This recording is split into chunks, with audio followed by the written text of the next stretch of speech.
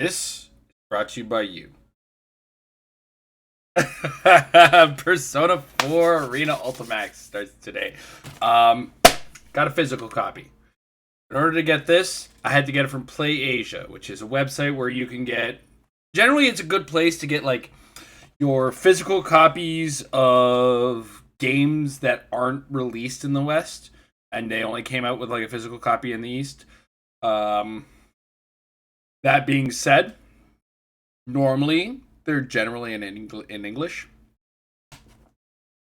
I don't know. We may have made a mistake.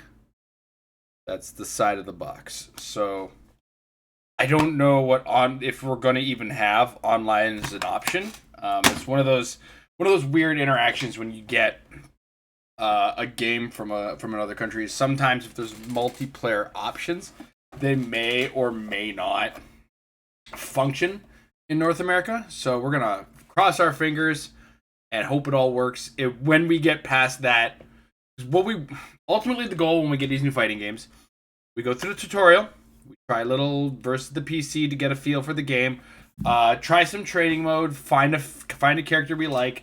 If I'm getting impatient with the game, I'll just kind of go, okay, who's the big beady guy, and go with that.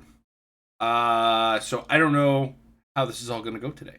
Yeah, I'm excited and scared, but mostly excited. Hopefully the game starts in English because it sees that I'm in North America and that's a default, and I think I set that as a default option in my PS5. But we'll see. Anyway, I went the wrong direction. Here we go. And you get to witness. What I like to do is, if it's a game of this kind of caliber, we go in at the same time from this screen, and you witness everything I witness. I have seen nothing. I have only installed this game. So we hit that X button, and we see it all together.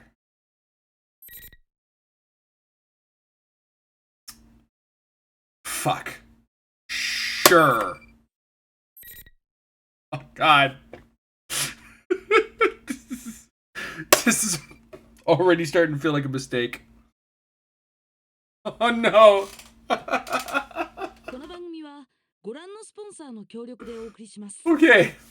Okay. This is not bad. We'll figure it out. If I have to go online, be like, where's the options? How do I change this game back to English? Or into English, not back to English.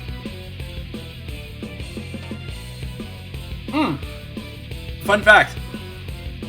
I don't remember a thing from Persona 4. I played it so damn long ago that I don't know who anybody is in this.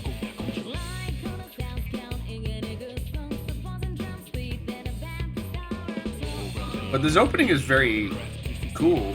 I mean, this is a game that came out on the PS3. That guy just packing a gun?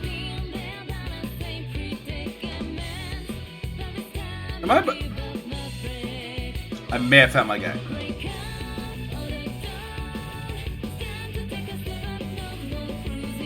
There's a lot to take in here. We got characters with miniguns. We got characters with fans. We got a guy that looks like he had 7 beers before he came to his fight. We got dudes with swords.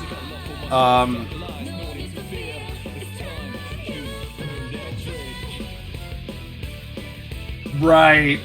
There's a big old...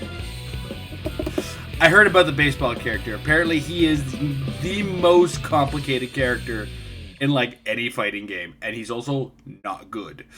So, we'll see how she goes. Okay, it looks like some of the commands are in English. So I might be able to at least get to the options and get everything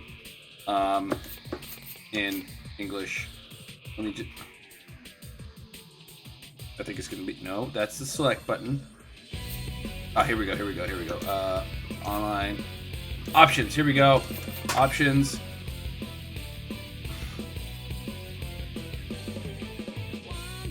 Give me a second here.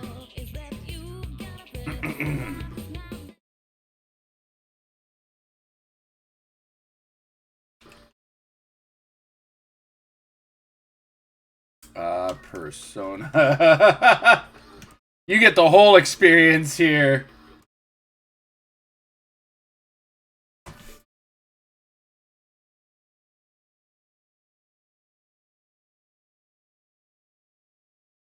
Thanks, GameFAQs.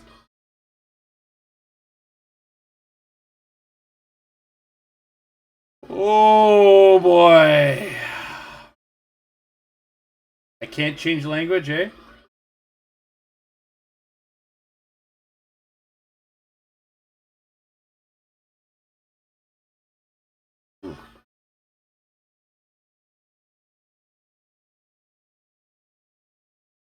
Okay, GameFAQs seems angry. You can change voice. Okay, but text. We should change text language options.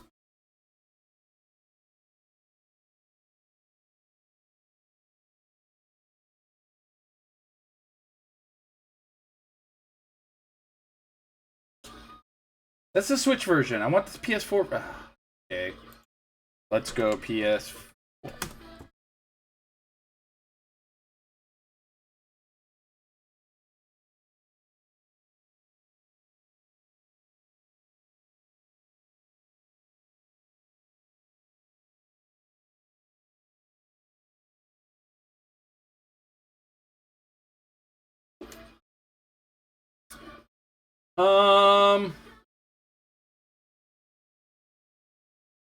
How do you write language in Japanese?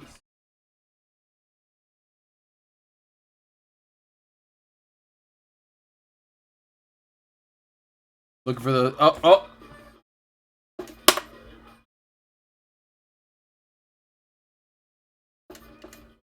That's background music.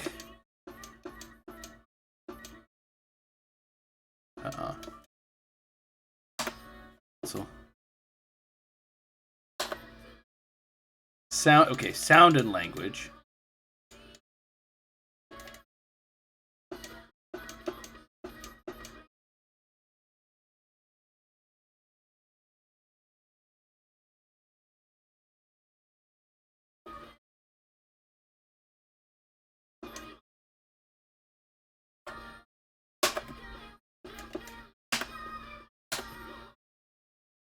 Okay, I think we've gotten about as far as we can go with this. So we're going to have to struggle just a touch. Alright, first things first. Lesson mode. I might be wasting my time. I might be wasting my time. Oh boy.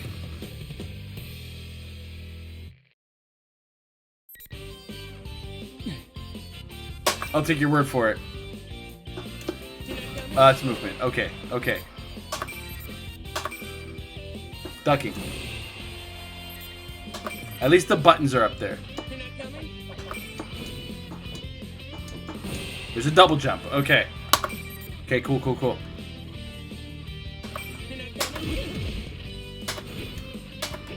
Oh. Okay, cool, cool, cool, cool, cool. That was just the attack ones. Alright. Whoa.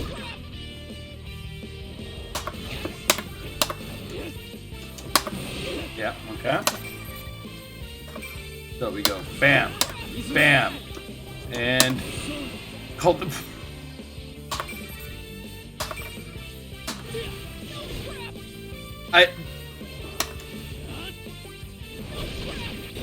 Oh, is it trying to teach me combos? Here we go.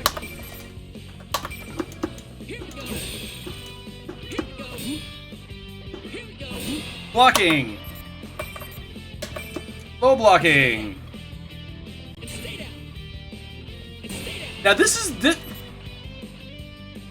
For all the language issues and language barriers we're going to deal with, I'm getting through this just following the commands. That's a good thing, right? Okay. Yeah, air blocks. I'm pretty impressed with this so far. Dash. Oh. Yeah, dash. Come on now. Back dash. Ooh, super jump. Cool. Forward dash, back.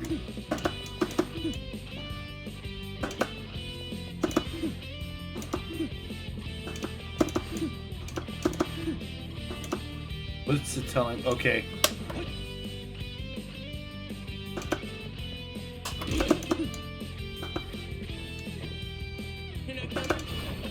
Air dashes. Okay. Okay. Everything kind of fell apart.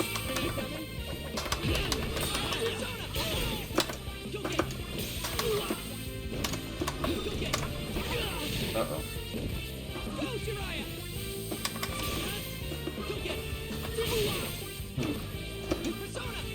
Oh, okay. Is this like a Persona Clash? No?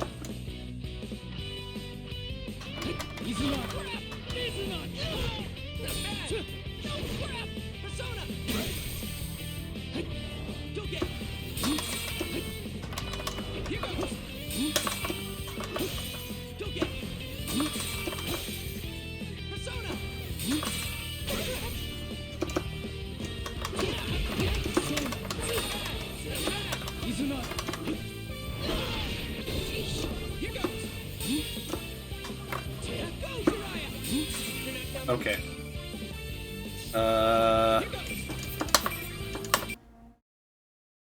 We have to struggle through. Let's learn the characters. Let's find out what we can learn. Welcome to the Velvet Room. This place exists between dream and reality, mind and matter. Now, why don't you introduce yourself?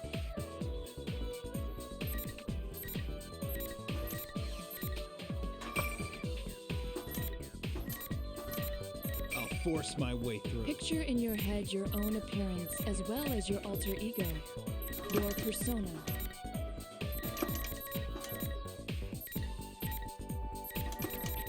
There's 30 colors. Okay, we're gonna color match with our. Where's the random button?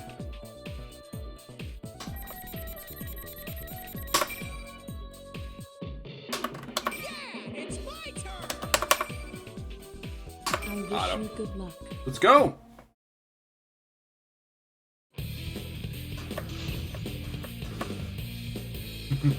Now comes my other favorite part. Which one is the commands?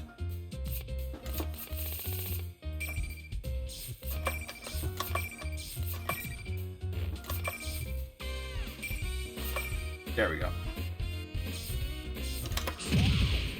Hey, those are punches.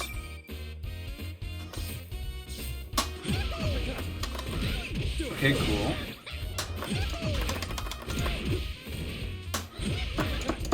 Okay, so that didn't. Okay, whatever. There's a back. Oh wait, we can do this.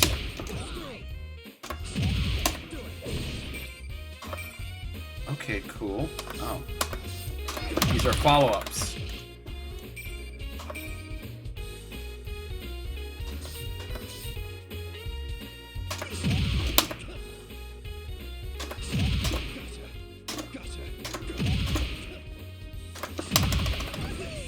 Yep.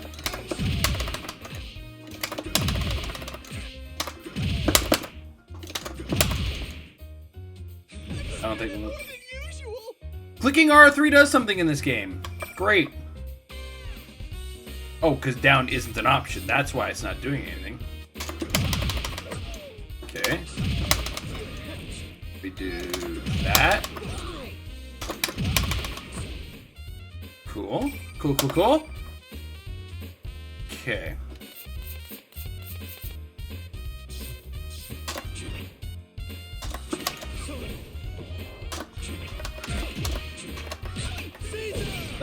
I guess that's a dodge. I'd have to see that one. That's going. Okay. Oh, head move. I thought this guy would be a grappler. He's a boxer.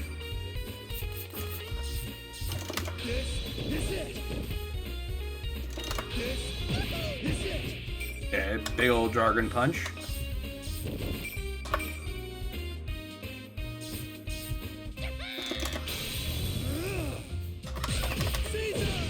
It's extra persona stuff.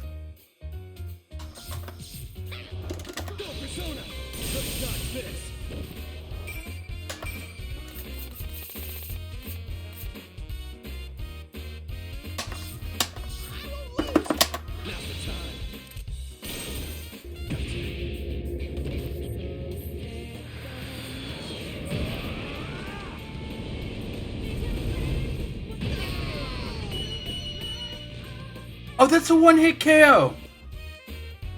I'm guessing it requires full power or something.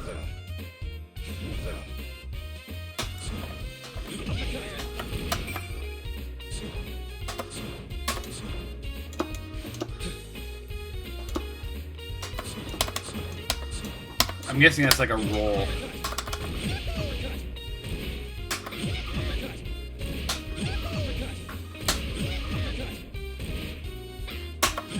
Okay, that's what that is.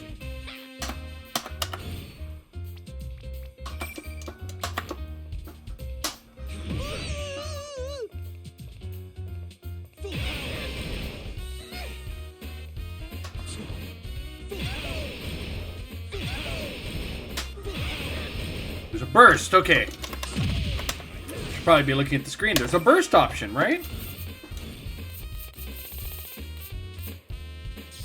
Gotta figure out the commands. Is there like a grab? There it is. Okay.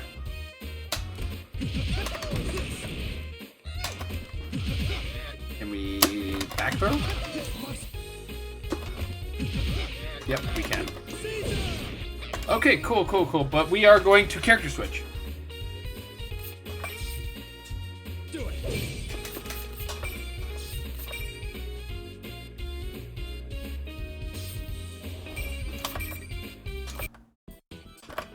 Perfect. I guessed my way through it. Velvet Room. Hope everybody's having a good Saturday, by the way. Between dream and reality. And matter. So that was the guy who first aesthetically Introduce yourself. appealed to me. So now we kind of have to work our way through. Well, you know what? Why the heck not? Picture in your head your own appearance as well as your alter ego, your persona. You're choosing me. I wish you good luck. All right, let's see what the big Weeble looks like.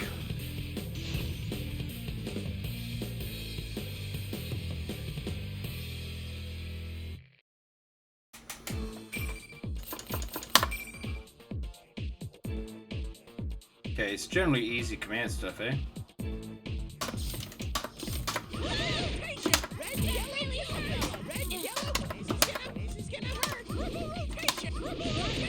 Okay. And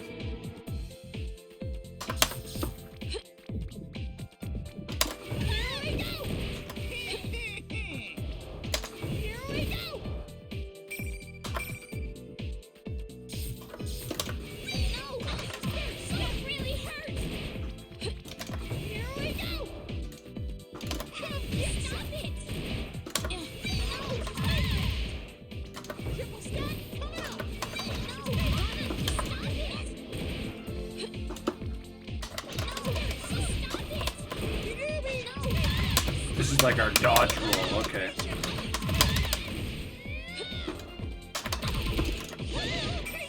Okay, these moves aren't command grabs, which make me upset.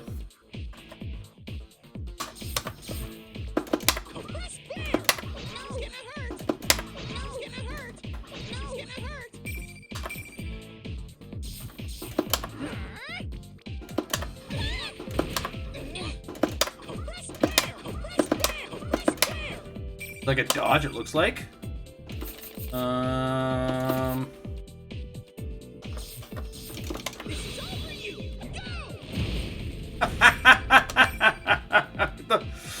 This is a very unassuming little fucker.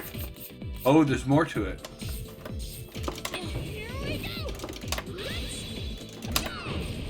Oh, and you can just make him blow up early. Okay, cool, cool, cool, cool, cool.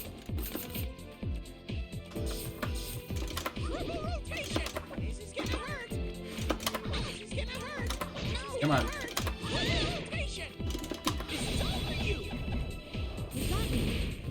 What the f- Okay, I hit him already.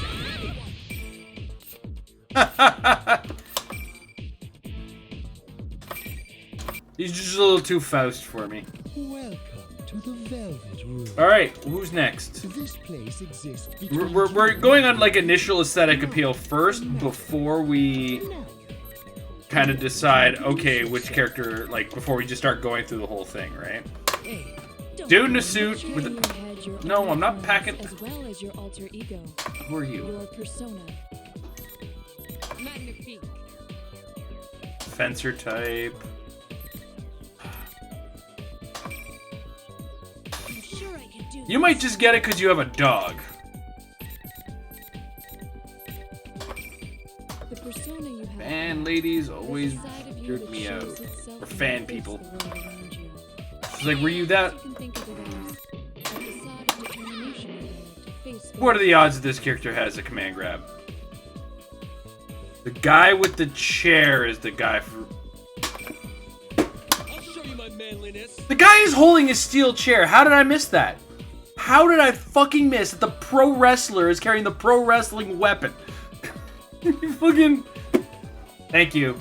Slash, by the way, how you doing today? Get as pink as we can get.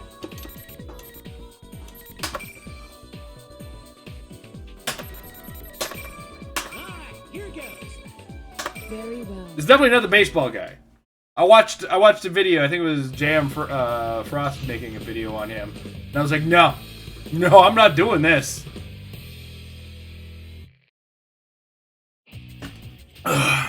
Okay.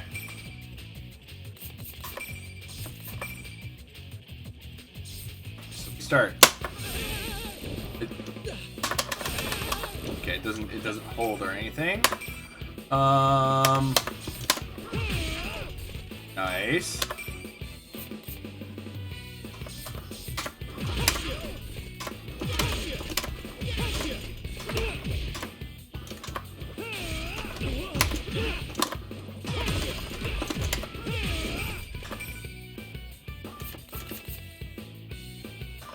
Okay, let's try this.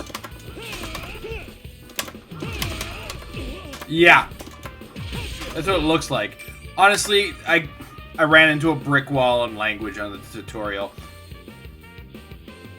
Wanted to get a physical copy, Jason. This is unfortunately what you have to deal with.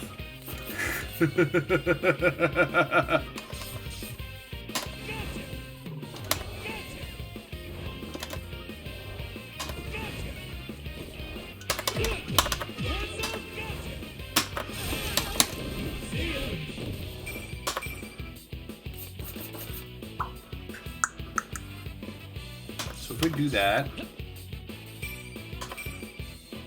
like I got the move list, I just some of them have. It looks like some of them have follow-ups, so it's a matter of. Watch me make history. Okay.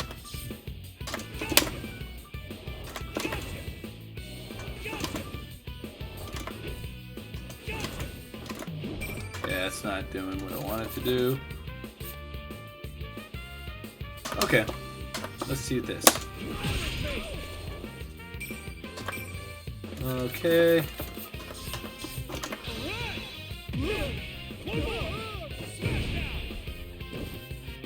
He just pulls a fucking another one. Yeah, it looks like an anti-air grab. That's what I was thinking too. Time to end this. Cut. Come. Look to the dust.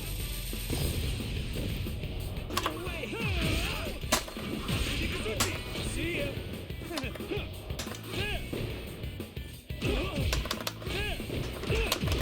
What?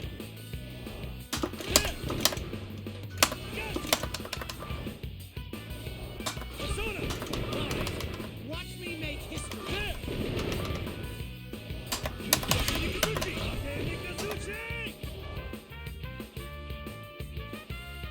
Persona! Don't make me strangle you! Out of my face! There we go. Persona! What the hell? Persona! Gotcha!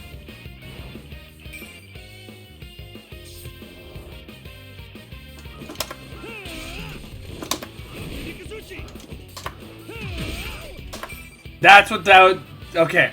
So this is trying to tell me you can do it in the air. Nikazuchi! You ready? Alright.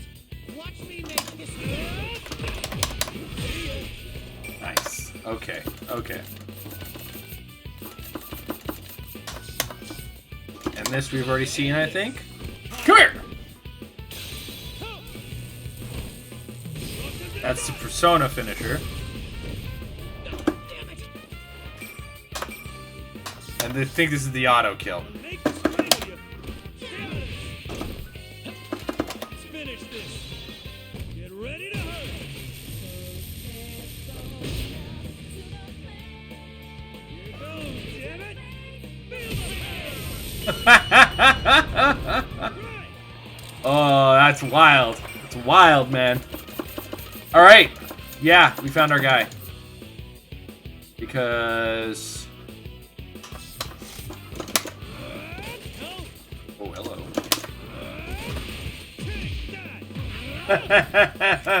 Airborne Luthez press, baby. So we do it like that. That's the chair drop. Take this. Eat this. Dude, that's the auto combo.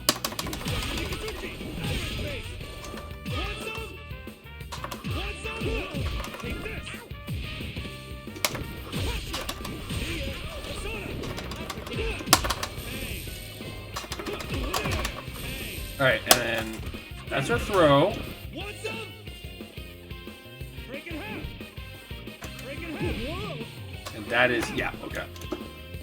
Break in half. Then here's our roll through.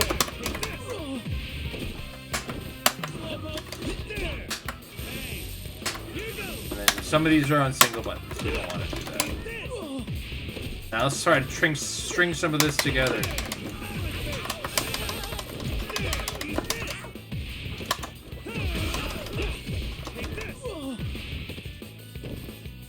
The one where he spins is an all-out attack.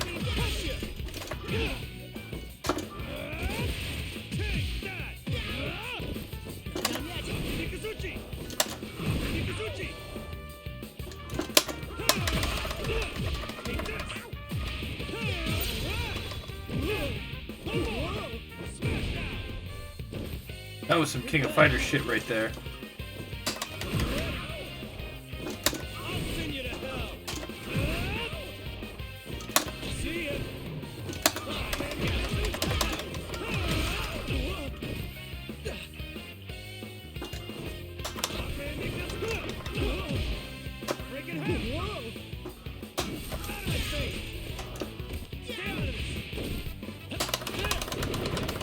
There it is. Oh yeah? Watch this.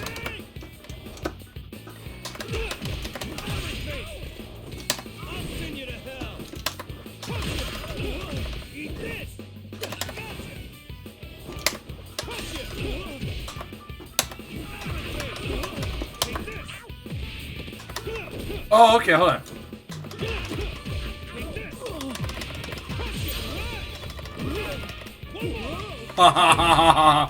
Dude, do you see the only button I have to press for that?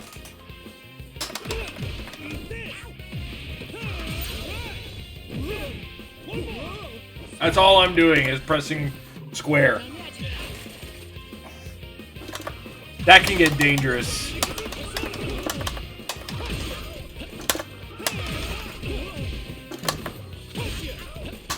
That's no, hold on.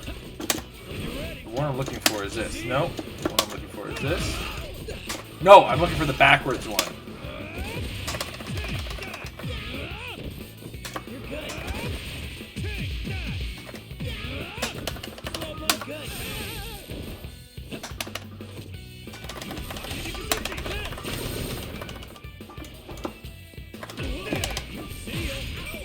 Okay, I'm in love.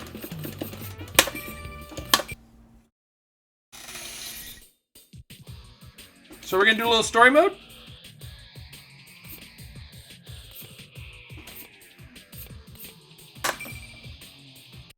Do some story mode. Relax. Nothing you can do is gonna stop this, sir.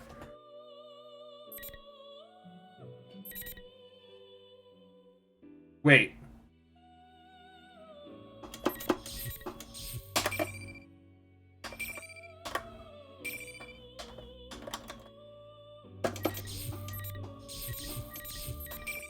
Am I making the wrong choices here? Yeah, no.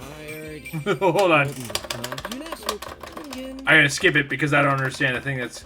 I swear I turned his all... Wait.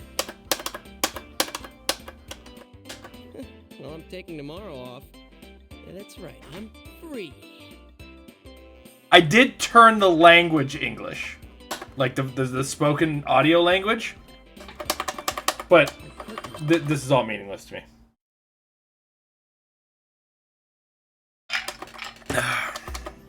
Okay, I've made a terrible mistake.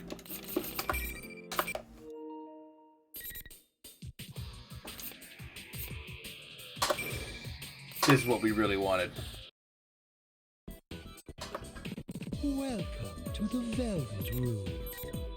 This place exists between dream and reality. I'll show you my manliness. I wish you good luck.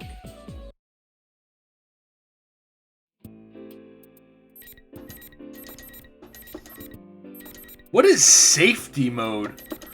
You know what? I don't care. Let's just try normal. I'll look it up some other time.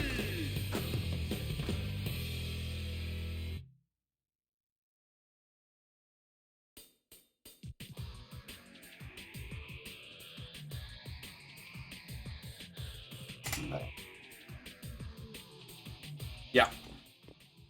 What the hell? There's some weird fog out.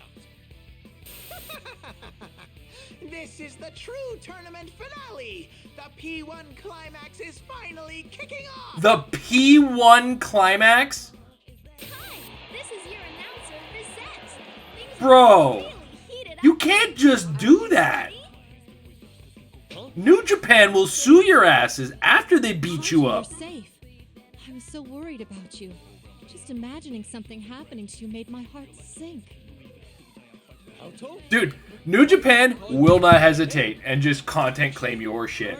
I was playing their fucking game on stream a while back, but their game has New Japan Pro Wrestling footage in the game, and they content claimed my shit. I was like, are you fucking kidding me? Round one. Whoa.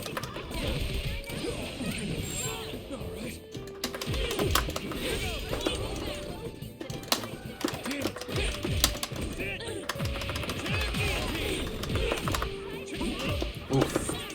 Okay. Oh, no, that wasn't long enough.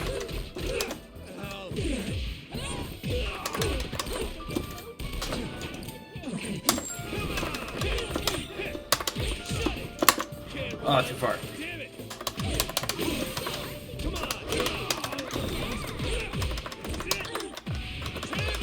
Gonna have to go for it.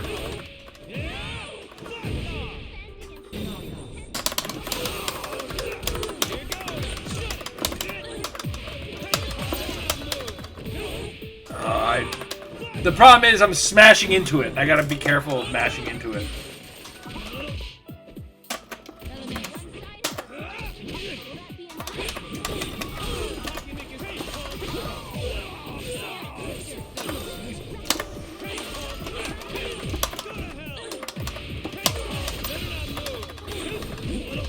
Oh. Alright.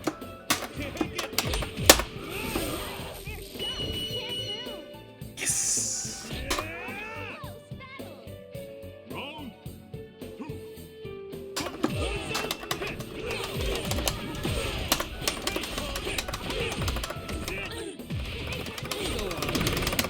Oh!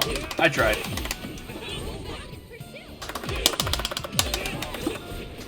Ooh, are there air combos? I should try that. Does not appear to be. Either that or missing the timing.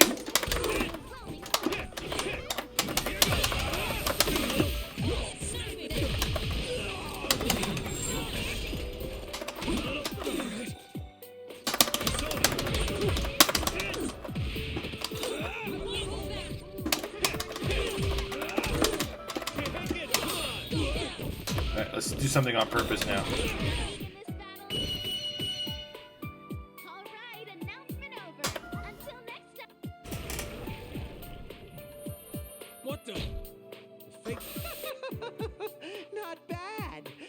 if you don't hurry and put an end to this, the town's gonna be in even more trouble, you know? Got a charge move that plows for projectiles. You charge with the persona button. Like dash with it? Or are you talking about the... Okay, no, I know what you're talking about. I think actually... Is anyone No. surprised by the results? Let's see. Man, another goddamn fighting tournament?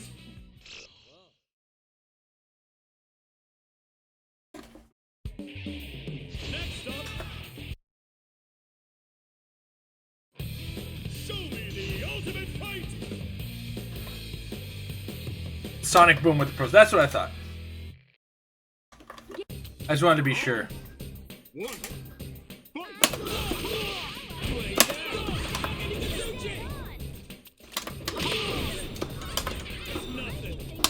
Anime game, gotta remember to press buttons when I'm on the ground. Yo.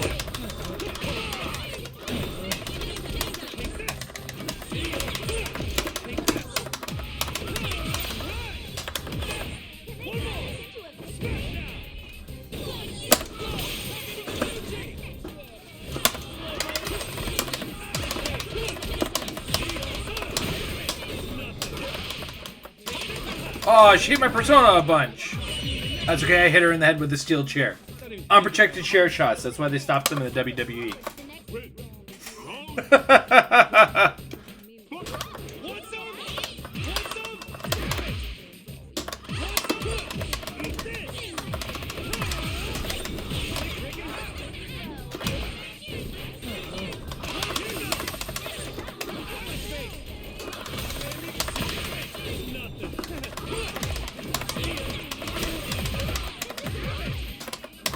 Oh, pushed the wrong button while I was clicking down there.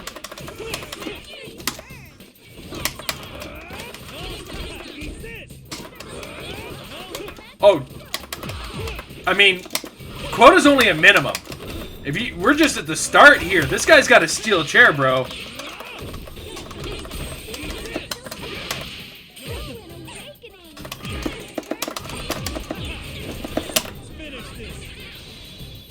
Yes! We pulled it off!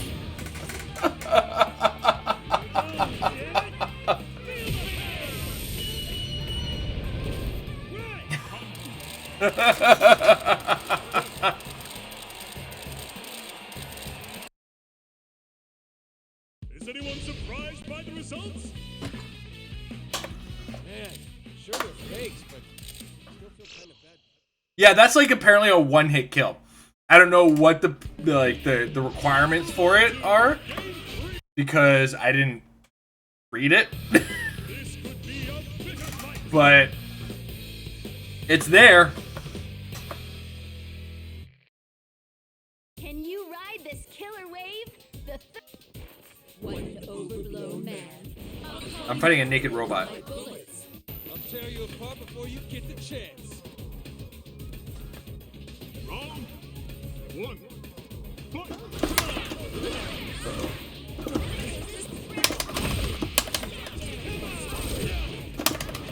Got her!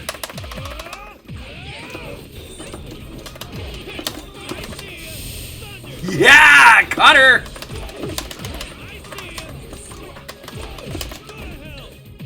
So up close.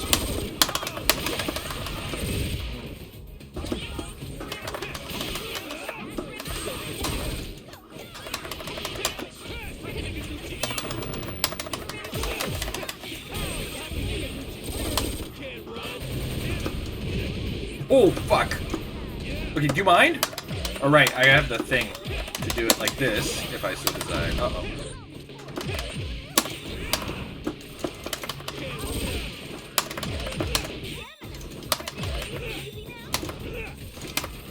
Yoink.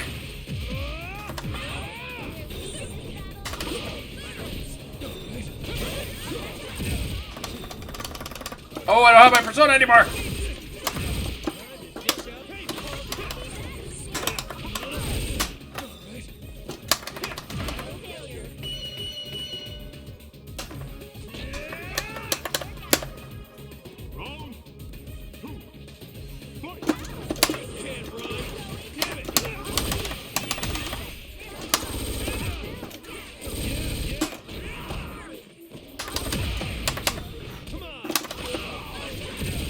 man.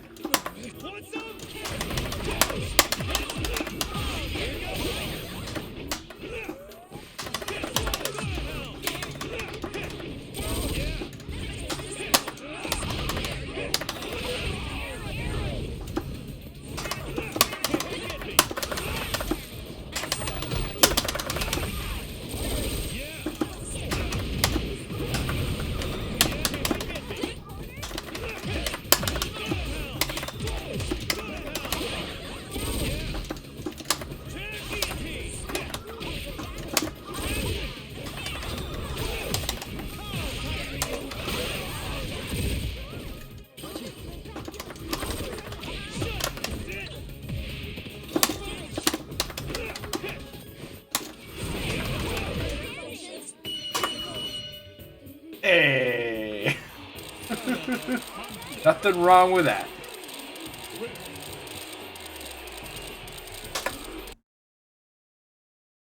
What a shocking finish!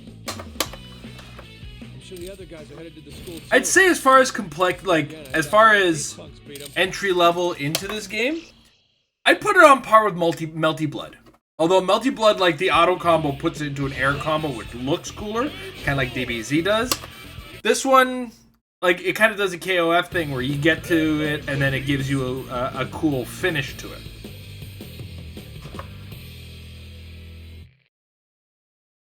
Anybody know if they've done the rollback netcode update on this game yet? I guess Slash, do you? Yukiko-senpai, you're okay?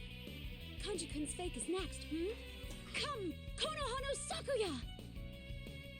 Whoa! Hey, wait a second! I'm not a fake, damn it!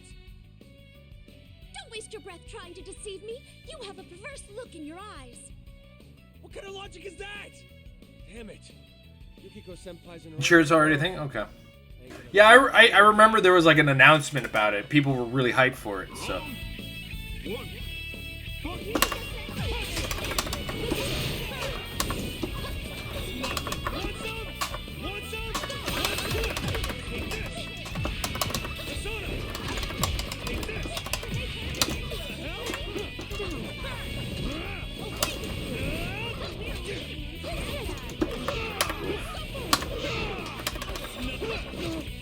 Stop throwing things at me. Eat a little bit of a Lufez press. Get body checked.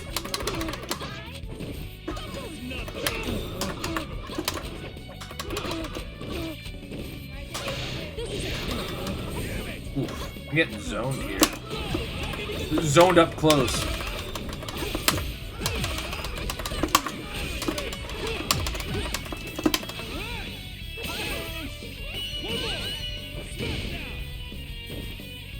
Think about it. Not bad at all. A truly stunning victory.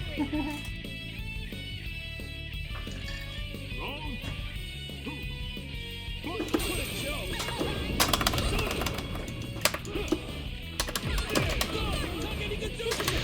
Don't hit my persona.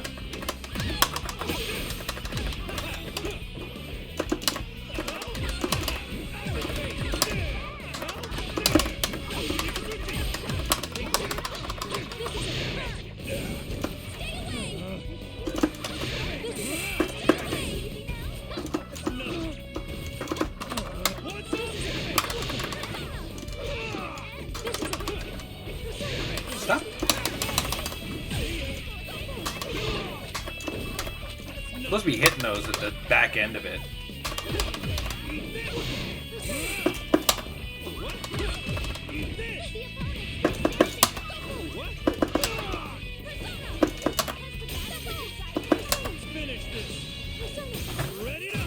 Just pissing me off.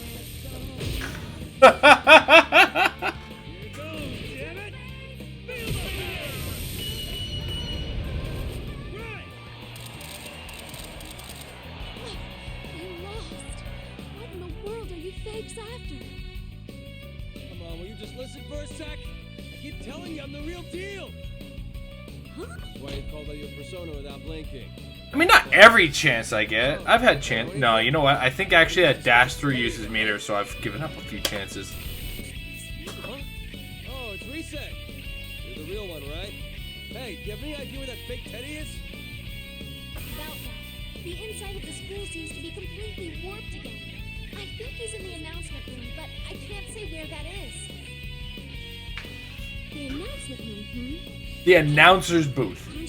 We've been in like 4 different neighborhoods, and he's in an announcer's booth? Ready for us? God, I love Persona. A worthwhile victory! Sheesh, where's the damn announcement room? Guess I'll keep climbing up for that. Hey man, we're playing in the P1 Climax. Here's your next opponent. The Imperious Queen of Executions, Mitsuru Kirijo! No, I'm not. Can you hear the lion roaring?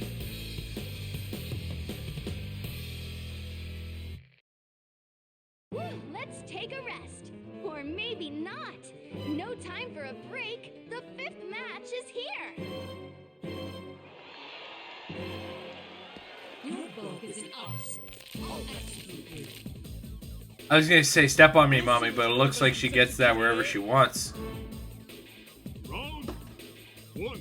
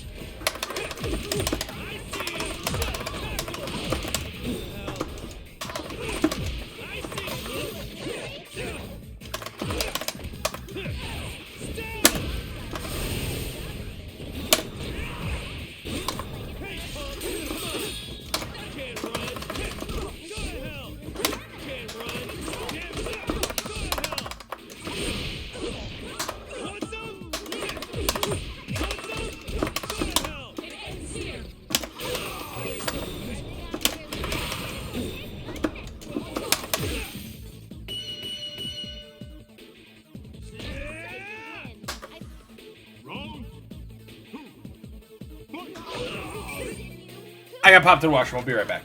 You can only do that in the middle of a story fight, not a, other fight.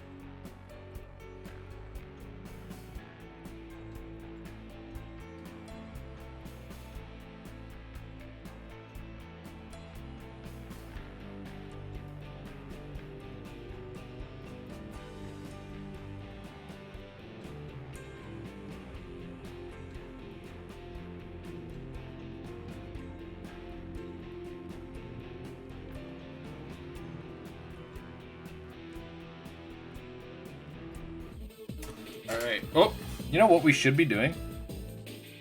This. Not that wins and losses are going to be a thing, but...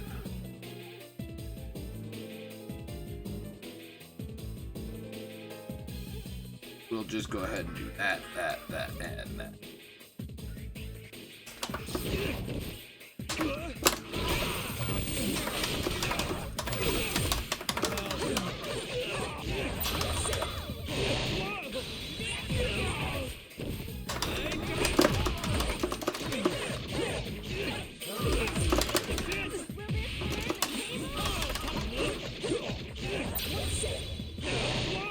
Oh.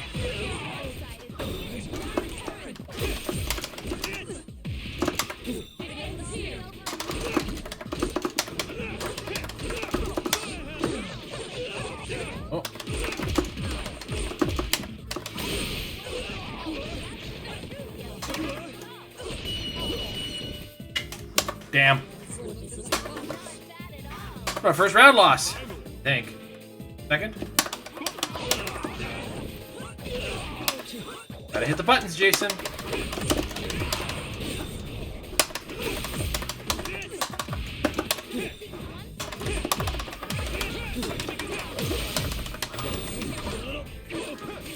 Whoops. Don't hit that thing. Gotcha.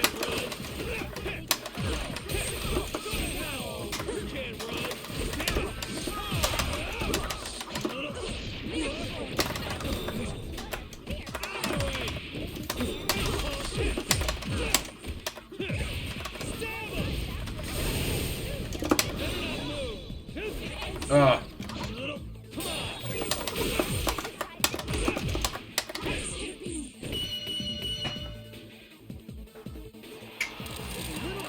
Got one round. Next round. Oh no, I did win one already, didn't I? Okay. Cool. Adult beverage time. I earned that. With my little pinky up. We got the blue raspberry seltzer today.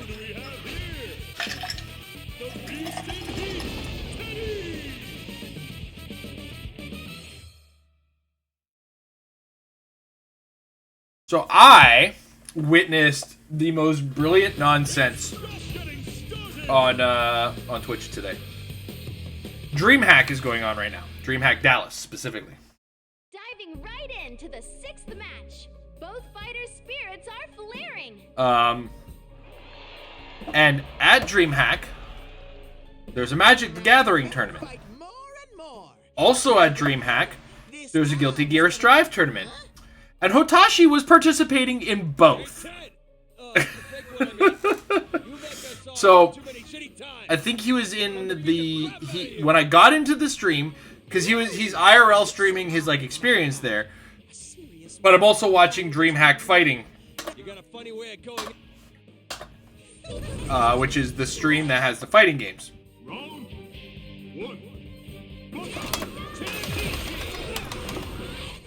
So, you know, they've been, like, he's kind of let everybody know what he's doing. So it's not like, oh my gosh, he's ruining everything and not, like, kind of not letting them know. They're aware of what he's doing and that he's participating in a couple of colliding tournaments. But he was in the fourth round of the Magic tournament.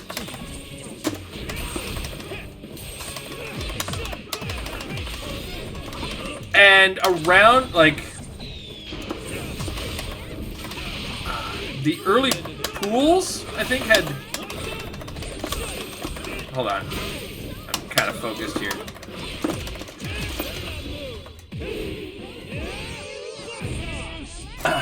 So, he was 2-0 in Guilty Gear Strive when I got in there. Like, he got the... got to the second round of the tournament right after he had lost the, I believe it was, he lost in the 4th round of the Magic tournament, which put him 3-1 in the Magic tournament. Uh-oh.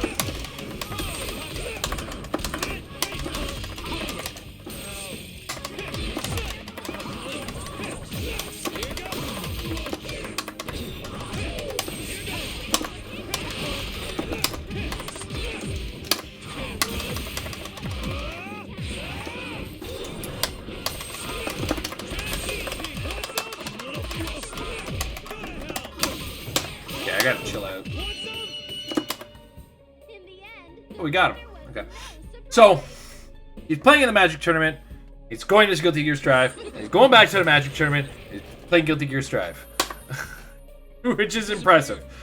He's 4-1 in the Magic tournament. He's going into the 5th round of the Magic tournament, and he's in winners top 16 of Guilty Gear Strive. And his opponent is playing Dredge. And while he's playing, now, first thing I gotta say, first comment I gotta make is, Hitachi he's playing in a modern Magic tournament, and his deck choice was blue-white control. That's a slow-ass deck. And you want to multitask?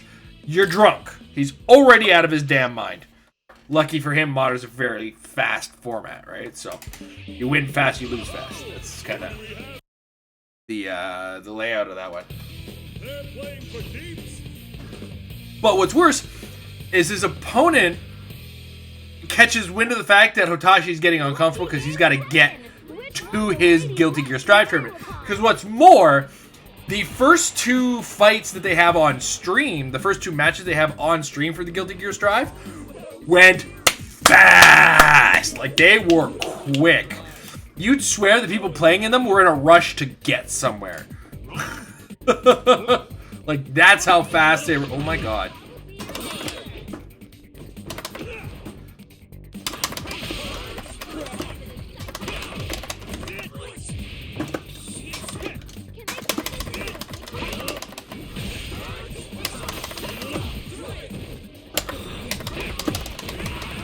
But because he let them know about it, you know, the announcers, the commentators, they did him a little bit of a solid.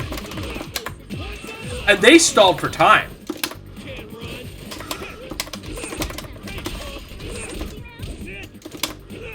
Like, they were talking about how awesome it is that Hitachi is double dipping in tournaments here.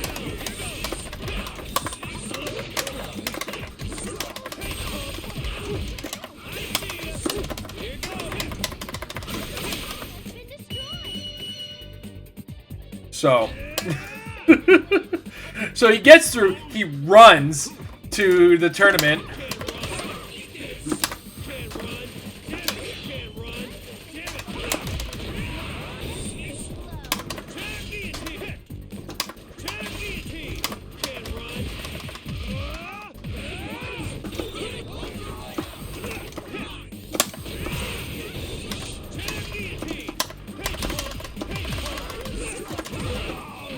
Slow play. Like, he's taken his... He starts to slow down with how quickly he's moving in the game.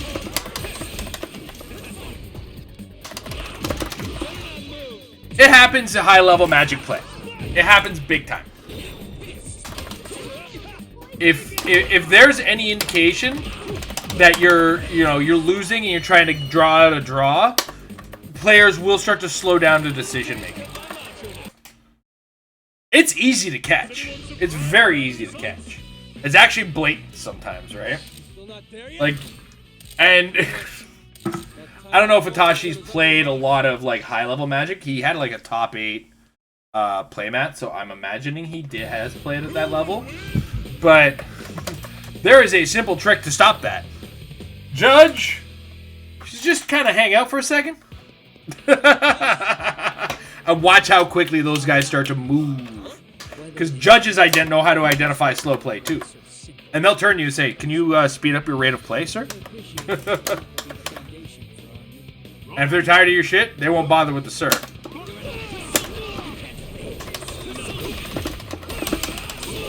Come on.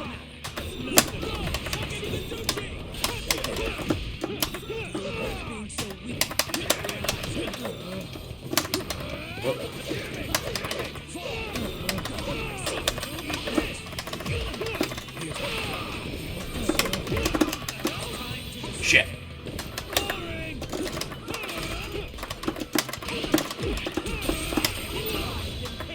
No!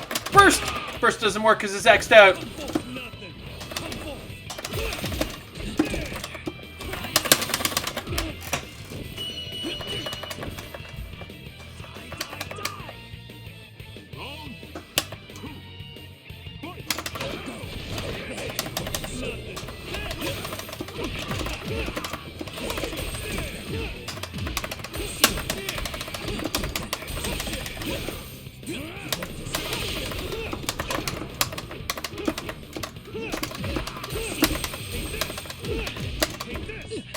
How did he, like, parry a throw attempt?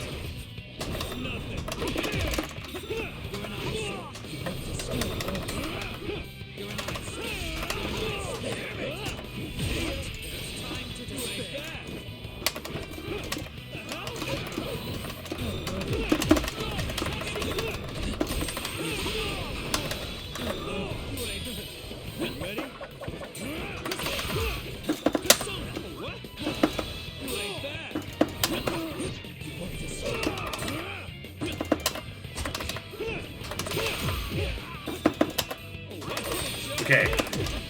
I think you have to win the fight for the instant kill. So anyway, he does get to his match while the commentators are stalling out for him. I think I heard in the IRL, he's like, we can't do that for you again. That's not fair. He's like, yeah. But also he was done for the day too because he's now in winner's top 8. It was a very small tournament, I think, in comparison.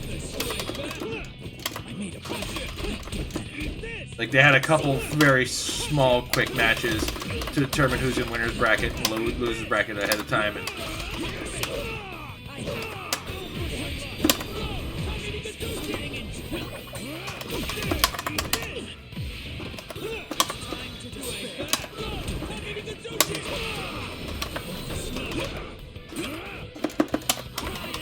no, it didn't work.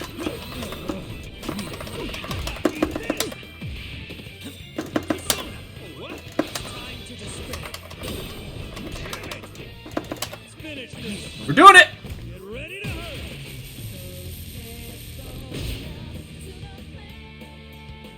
He ended up, I think, going... Before I left the stream, I think he was 4-3 on the entirety of the tournament. Which I think takes him out of the top 32 bracket on that one. But hey, man, you know... Having that kind of a record in a Magic tournament while also trying to focus on a Guilty Gear Strive tournament while playing Azorius Control, bonkers shit. Bonkers shit. So mad kudos to Hitachi on that one. I was hella impressed. As a guy who plays both games myself. We can go back no further. The world will be recreated.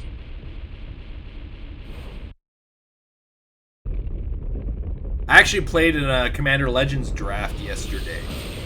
God damn, that shit was fun. My deck was hot garbage. I thought it was.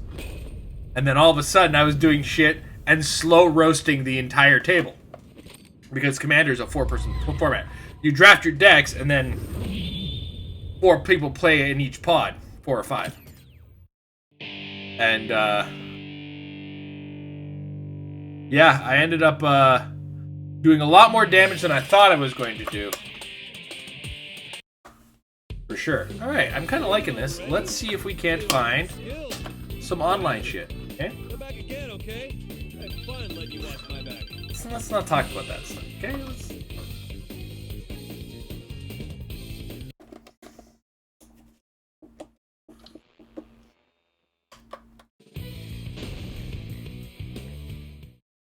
See you next fight! Alright, sure. Alright, let's try it out.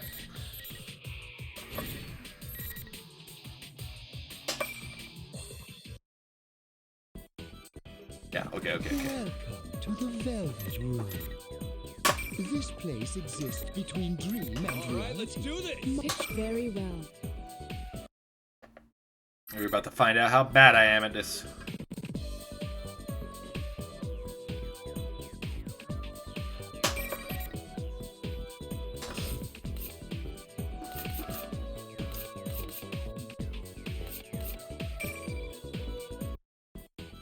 What I accidentally hit characters. The Velvet Room. Alright, let's I do this! wish you good luck. Hold on, we'll figure this out. Trial and error. This is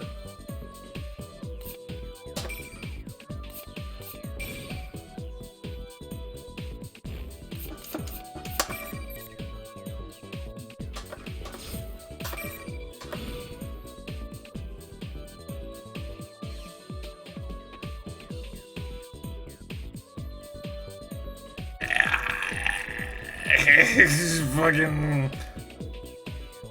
We're throwing science at the wall here. I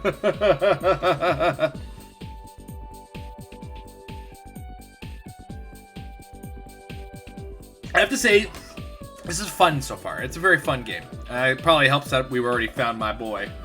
My wrestly boy. Did I miss something? Did I miss my cue?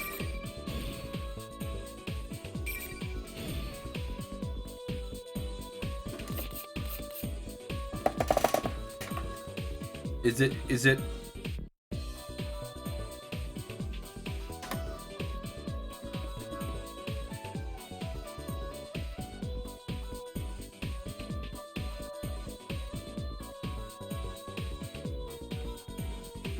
I'm betting there's a bigger PC audience, to be honest.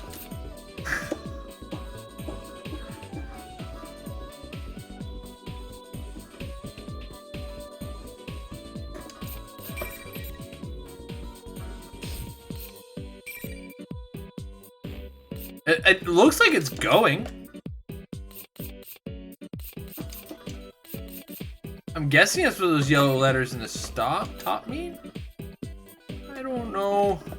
Because I think I pressed this one. And this is the one that lets me... Yeah, okay. You see how there's still that text on the top? I think that's the searching for thing. And it's also going to let me do things while I search for a game.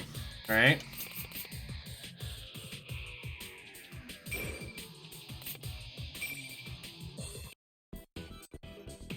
Welcome to the Velvet Room.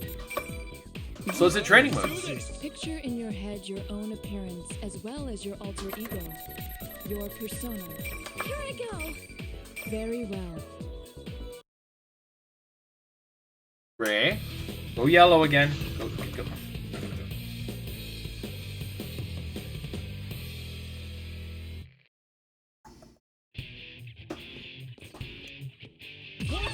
Shut it! Go to hell! Here goes! Want some? Go to hell! Go to hell! It's it! Go to hell! Want some? Oh, talking niggas, go to hell! Can't run!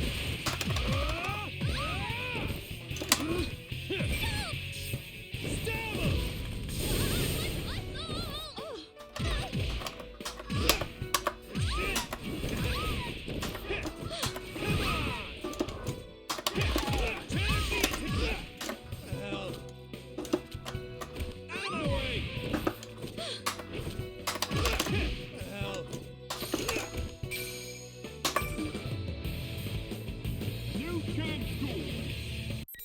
We smashed buttons and we got it. I'm gonna get shot. Blazing Rocky 12. Why does that name look familiar? This guy dogging me? This guy dogged me in Blaze Blue. Now he's dogging me here.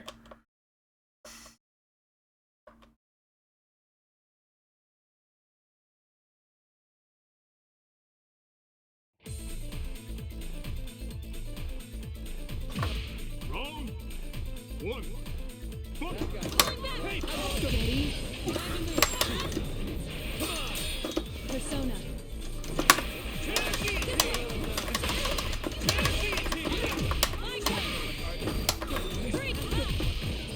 Time to move. Oh my god.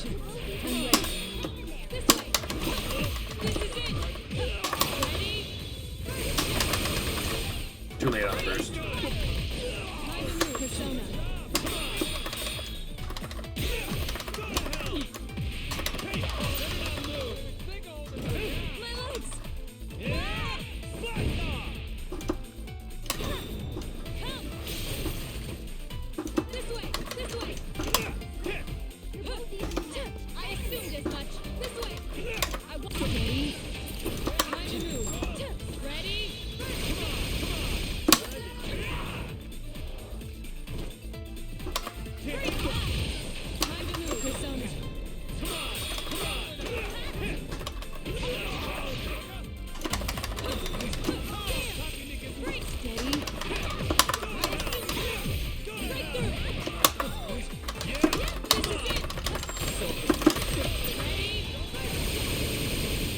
Persona. It's hella laggy.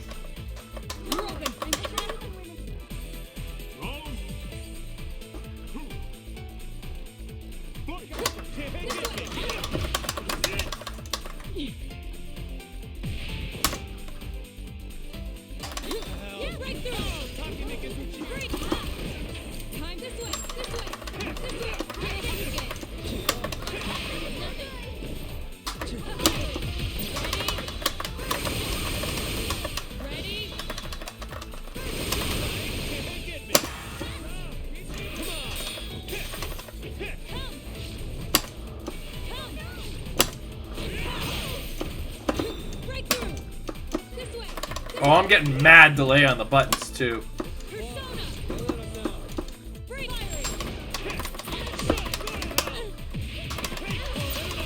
Do that.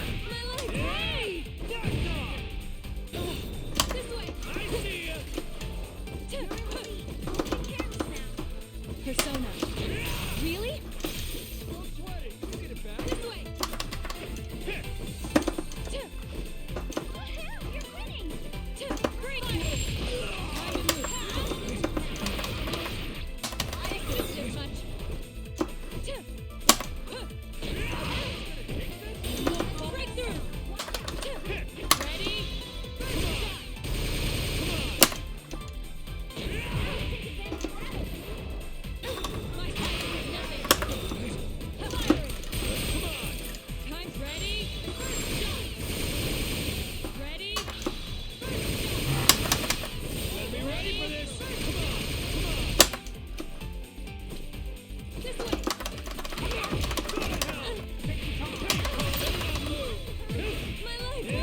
Did we auto combo? Yes. Are we proud? Nah.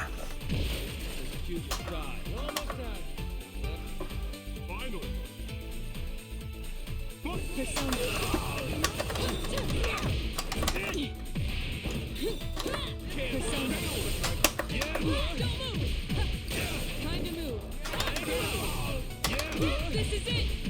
Ready? Persona.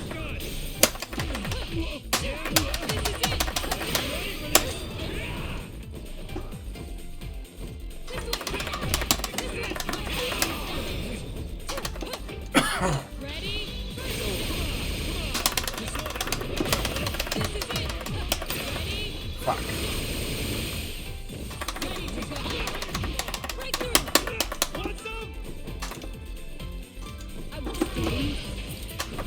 Persona. I'm ready when you choose. I assumed as much.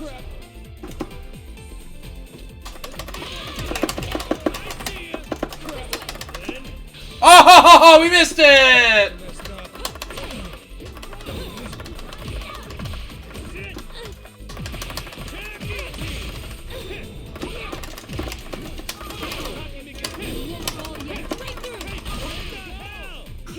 We missed it! We were looking in the wrong direction. Oh, God, the lag was brutal there. So impressive in my A worthwhile victory. Hajiko, your face seems a little flushed.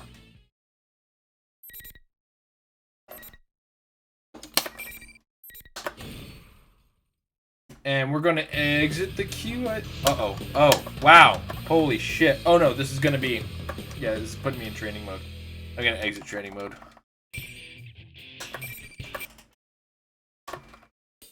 And we're gonna try to see if we can't exit the queue.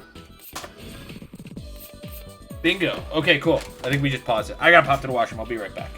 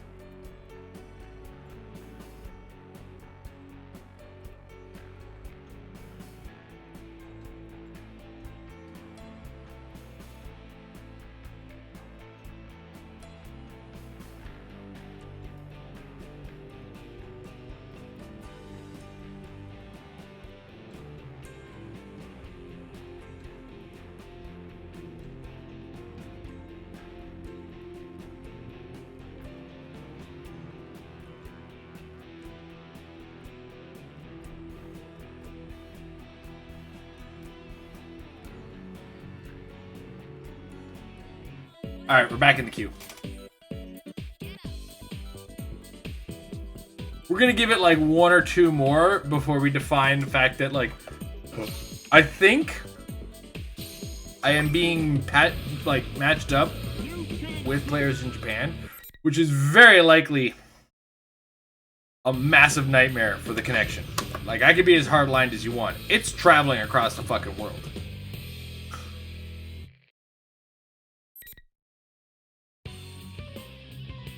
I hope you came prepared. Round 1. You won't sit.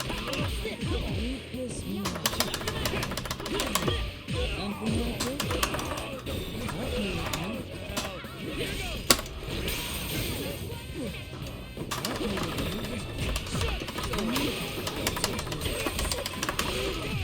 Oh yeah, I disappear.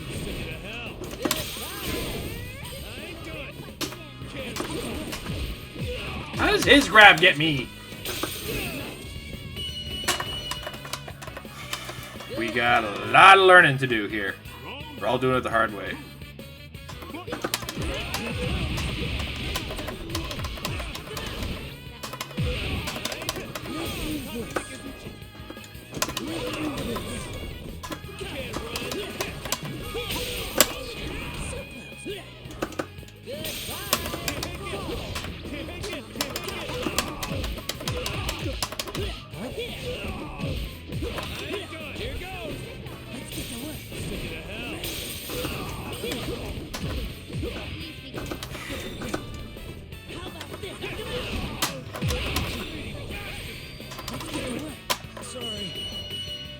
His persona is a better grappler than my entire package.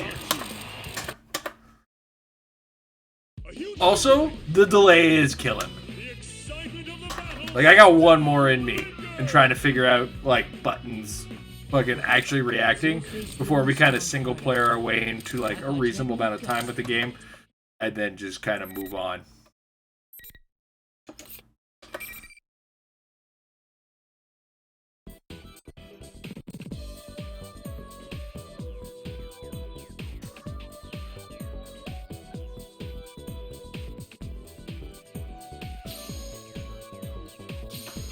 Round 2, let's go. Same guy. Out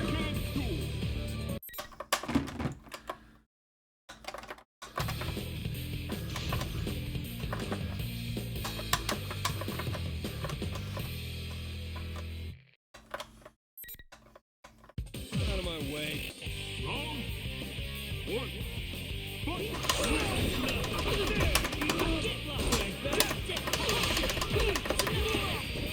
Hey, Skeleton Daddy.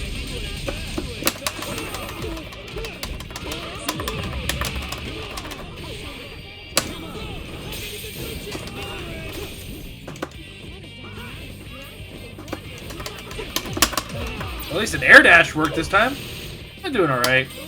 Fighting with some lag.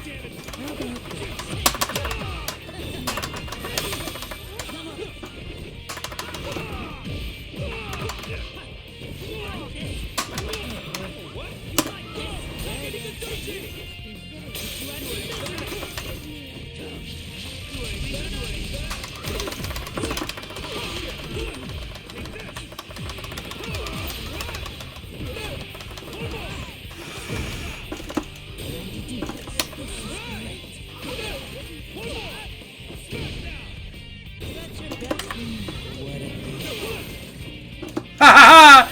The cheerful! The cheerful gets them every time! I'm guessing it's a cardboard box. Like a real child, a cat has got the same kind of propensity.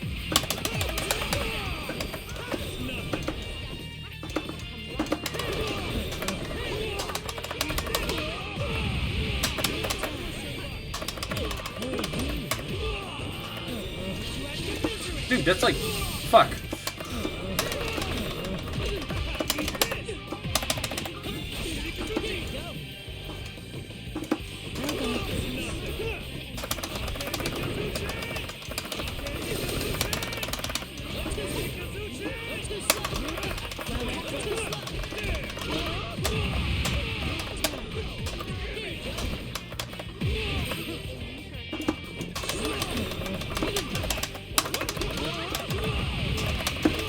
Why did grab no work?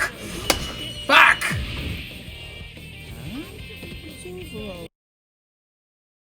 Player 2 wins. That was a little smoother. That was a little smoother.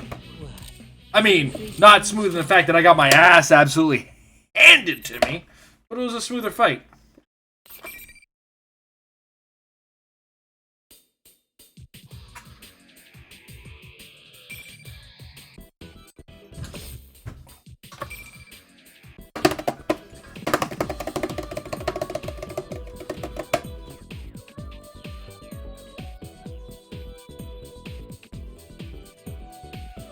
I'm not gonna lie, I half expected like a cracked out kitty going, I fucking love this bag!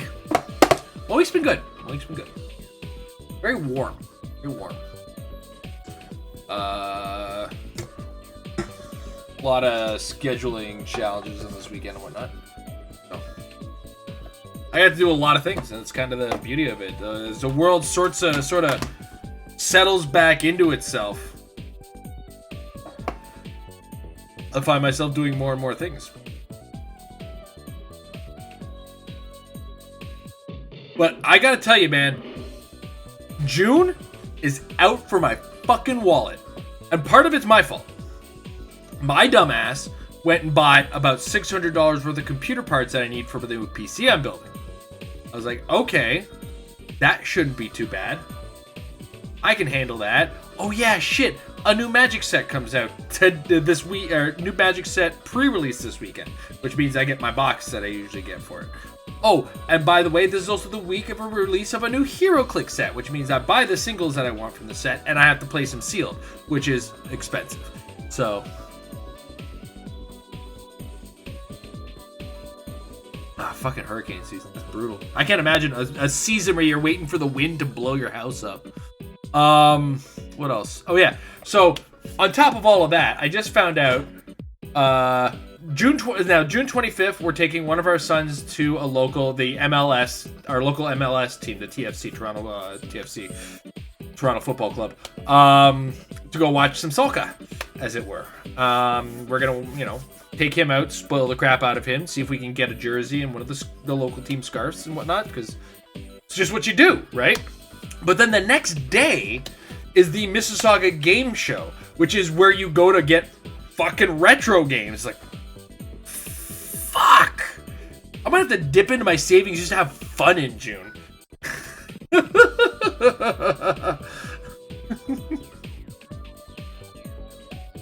Like, I thought, okay, I'm gonna get like a computer part monthly. No.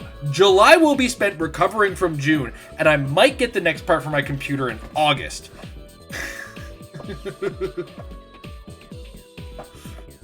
Because right now, what I need left for the new PC to like say I can run this PC is a GPU, CPU, and a new tower, right? Because I'm building a brand new rig. Because what we're looking at here on my rig is the PC that I've been running effectively since I was in college.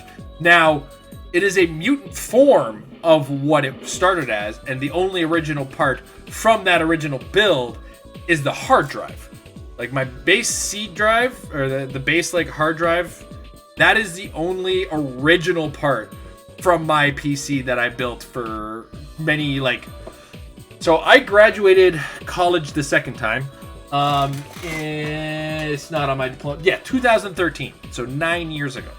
And I did this in the second year of college. So I graduated in the third year. So it'll be 2012 that I built the initial build on this PC. Right? So it has lasted. But it's also part of why I don't have a solid state drive.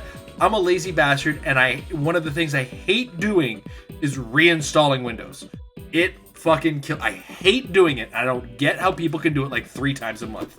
Or some guys will be like, "Oh yeah, last night I spent reinstalling Windows." Like, are you out of your fucking mind? Do you like watching paint dry? Forgot we keep it down here. Yeah, so it's basically, so like I said, to get a functioning build, we need a GPU, a CPU, and a tower.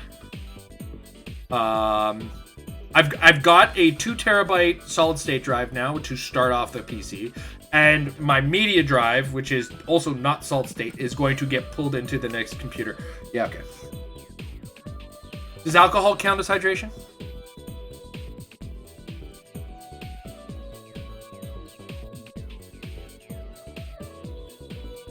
So, even though we've spent about $600 plus about, I bought RAM a while ago, not realizing that I have a DDR3 motherboard, and I bought DDR4 RAM. Whoops. I didn't send it back, I just kept it, because I might be able to use 64 gigs of RAM at some point. And I'm taking a big risk here. I'm building my first ever AMD CPU PC. I haven't built an AMD-based PC with an AMD CPU ever. And I know it can get a little, like, CPU, I think I should be safe. I am not stepping away from NVIDIA as far as graphics cards. You're not going to change my mind. But I think AMD CPUs and NVIDIA graphics cards get along fine. I'll double check, just to be sure. If not, then I'll just get a high-end AMD. AMDs are actually relatively cheap in comparison to NVIDIA. My NVIDIA thing is just me being a bit of a scrubby, like, fuck it, I'm not gonna go cheap sort of situation. Last hurricane flooded up under our house. We had to pump it. We ended up having to replace all of our ductwork. Thank God. That's my stepdaddy. It was very handy. Yeah, I can imagine. If my basement fills, I no longer have people living below me. I live in the upper level of what is effectively a 2-level apartment, but our apartment would be what would be considered the 3rd floor of most buildings, because we have 2-level apartments. So like the people downstairs have an upstairs to their apartment, and we have an upstairs to our apartment. So like to get up to our apartment, you have to get up to like what is effectively the 3rd floor, but you can't do anything on the 2nd floor, so you can only enter on the 3rd and 1st. If you catch what I'm trying to throw down. So even though we would be technically the 2nd floor, it's like 3rd story of the building.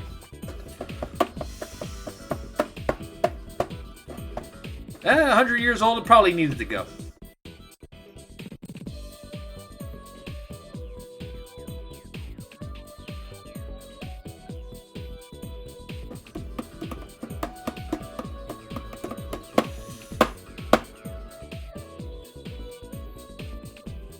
Yeah, I can imagine.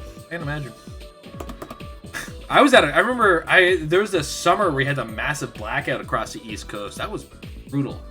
It was insane. We lost power for like a week in some parts of our Ontario.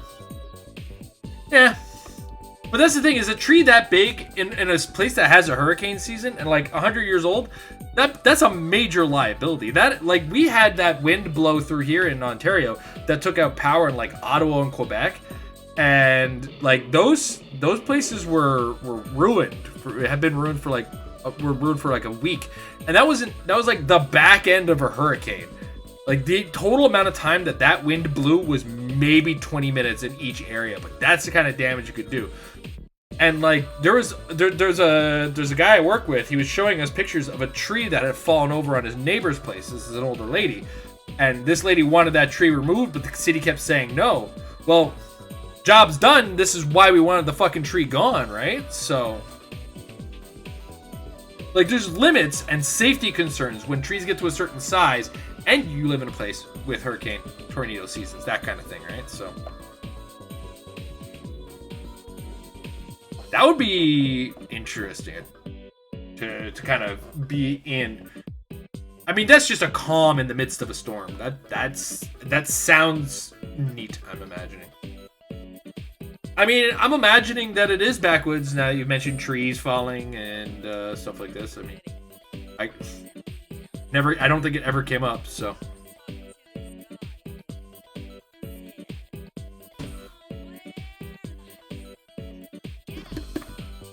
Yeah. I mean, trees are pretty sturdy creatures. Sturdy plants. Like, they're hella big. That's why we use them to build things.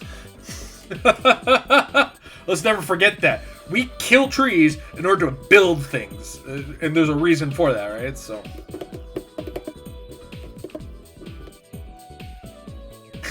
You know, when you think about sap as like the blood of a tree, that tree just bleeds on a regular basis, man. That's brutal.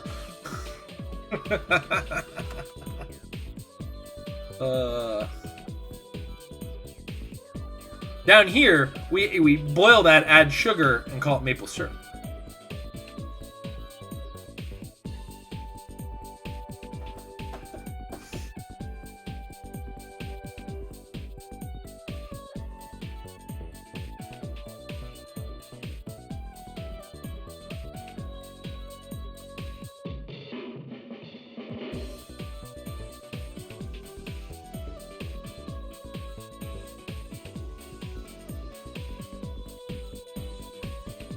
Yeah, trees would just bleed. Hey, dude, and Canadians, we boil that blood, and we add sugar, and we put it on our pancakes. Arrgh!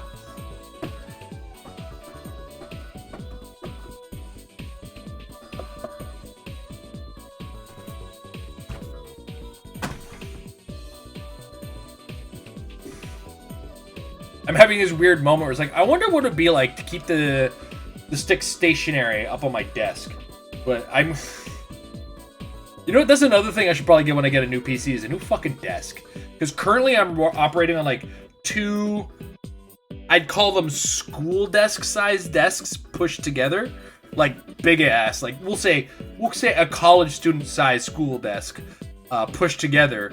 And so like right here I'm straddling the legs of 2 different tables. My ghetto setup. That's the thing. For all the advancements that we've made in this like awesome set, this shit is ghetto as fuck. So. I mean, did you, when you say you got rid of over $1,000 worth of beading and jewelry making stuff, did you sell it for $1,000 or did you, is it now not our problem anymore? That situation.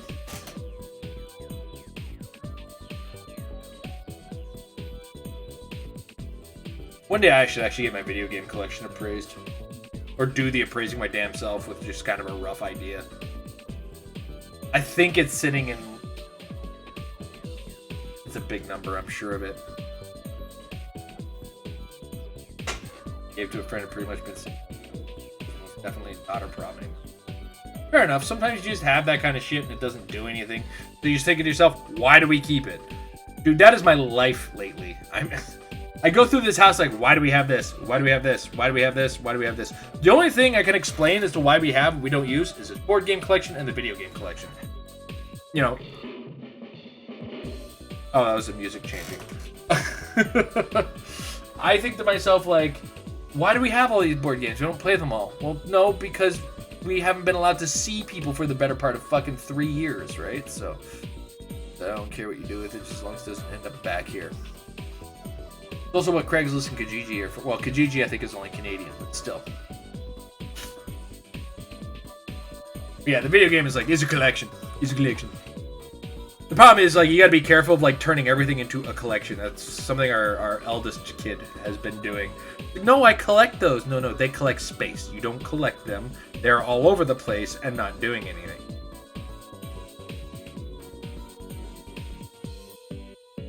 Is it almost time to give up? It's 11 p.m.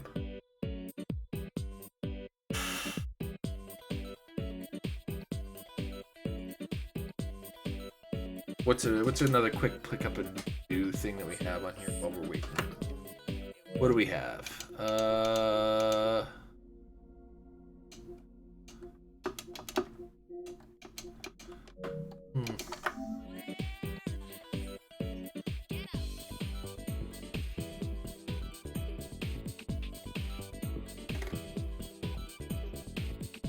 Where you live, you have like a lot of concerns with regards to, like, if you have a garage, so you have to have some kind of a permit or something, don't you?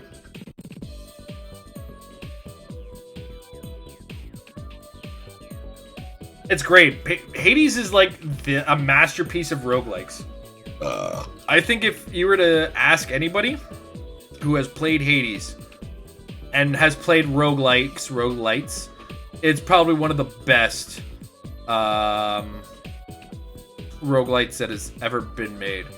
So, and even if you haven't played a roguelite, it's a great way to get into the genre of games. So.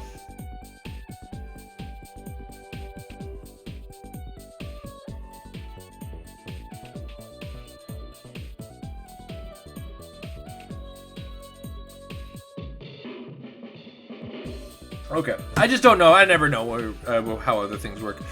Damn it, I was supposed to go to a garage sale nearby and double check. I always like to check garage sales for video games, because sometimes you come across some gems, right?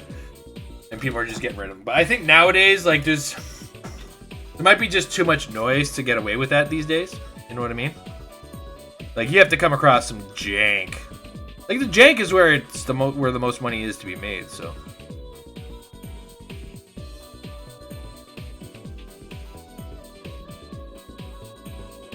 Okay, I think it's one of the best. It's also won Game of the Year in the year it came out.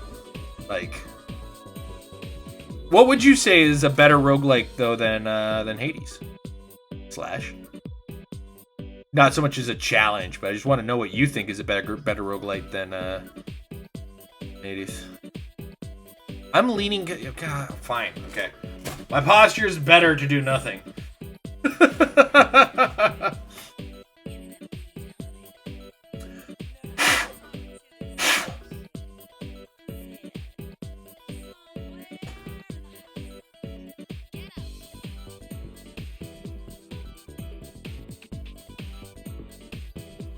I'm wondering if I should get more ice. What should we play next? Because this does not look like it's going to go much further.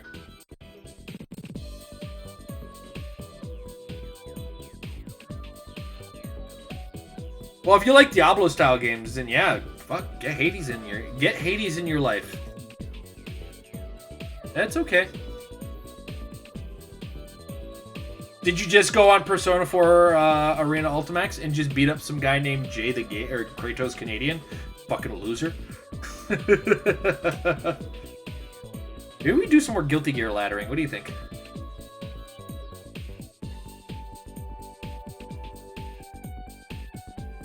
I don't know. It's a weekend. Everybody's on there. I should stick to Wednesday on that one.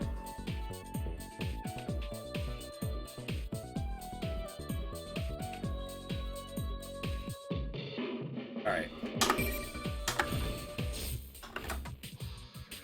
I will say this. Persona 4 Arena.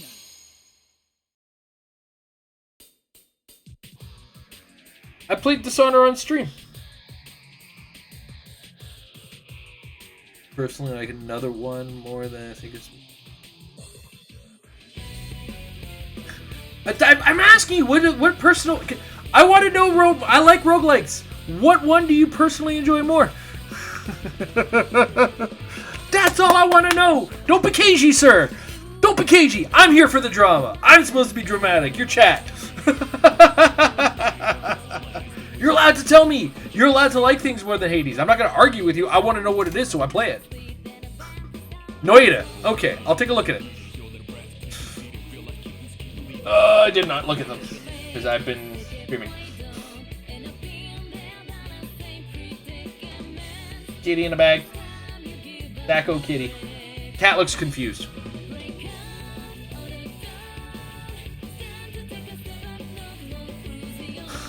Alright. We're gonna do this. We're gonna exit the game here.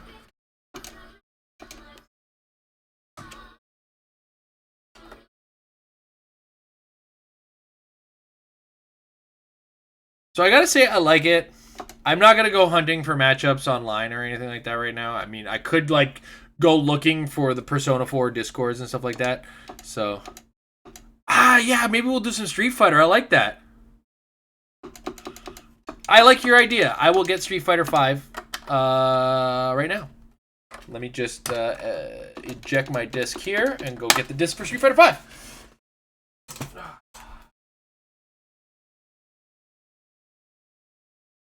By the way, if you're going to get Persona 4 Arena Ultimax, I do suggest a digital localized copy.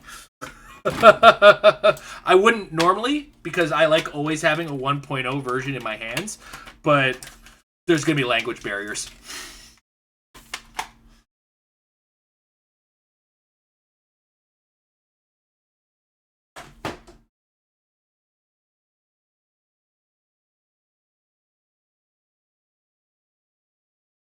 Oh.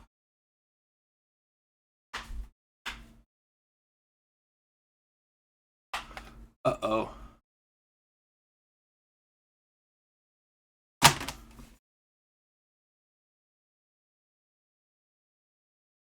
I also just realized I got to do a console switch because I installed Street Fighter 4 or Street Fighter 5 on my PS4. So we're gonna do this little neat thing I do here. We're gonna do this. Get this to the thing. Hit that button. It takes over. Enter rest mode.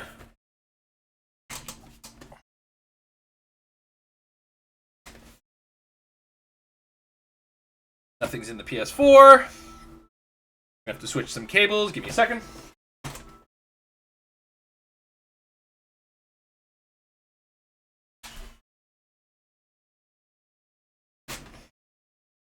Skeleton Daddy gives a hoot. Hoot hoot. Alright. That.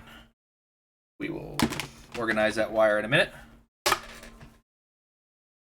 I'm going to start the game. And then I'm going to pop to the washroom and I'm going to be right back.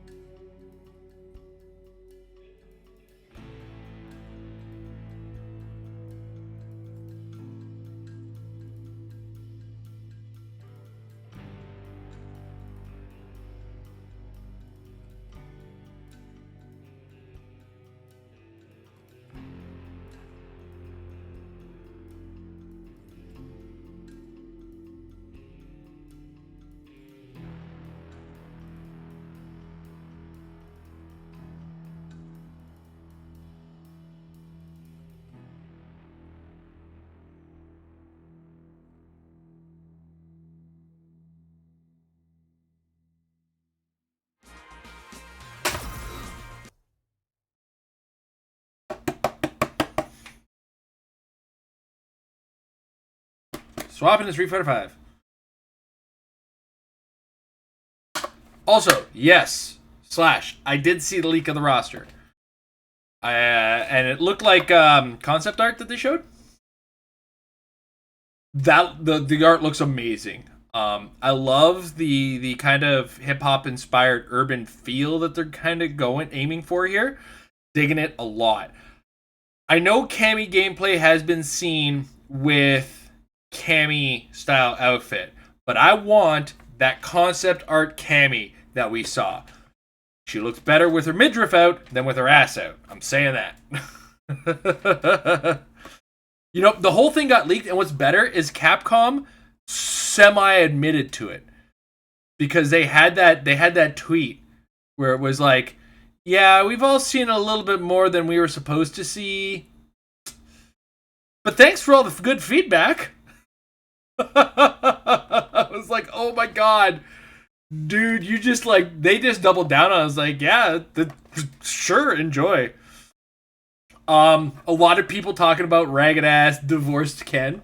Ken's divorced dad arc is going to be a funny one to kind of accept. I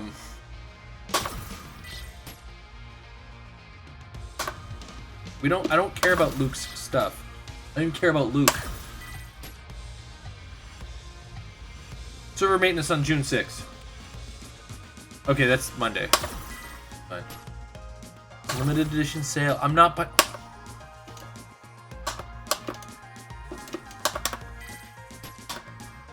oh boy. Rashid looks amazing. I think Rashid looks awesome in the new style. I love Zangief, who I'm gonna end up playing. I'm happy to see. Oh yeah, Street Fighter Duels. I think I saw Maximilian Dude talking about that one. Those designs looked awesome too. That Chun-Li in Street Fighter Duels. Ooh, so nice.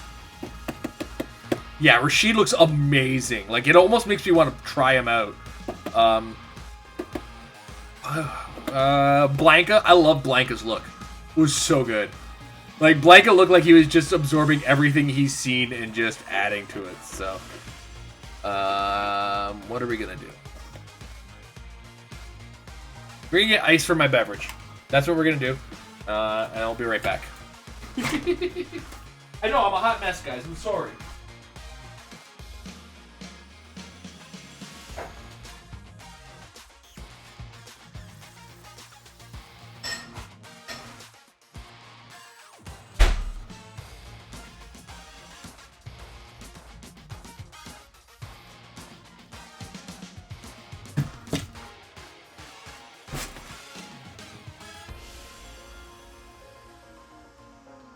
You know, based on the designs that was... Sorry, I gotta turn off that light in the back. But based on the designs that we've seen, it's probably not far off that the Street Fighter Duels outfits are going to be just costumes and the characters that are already in the game.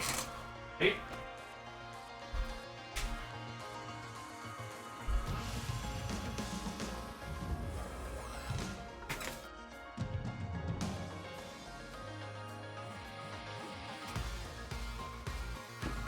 Although, they gotta kind of finish the pants on Chun-Li.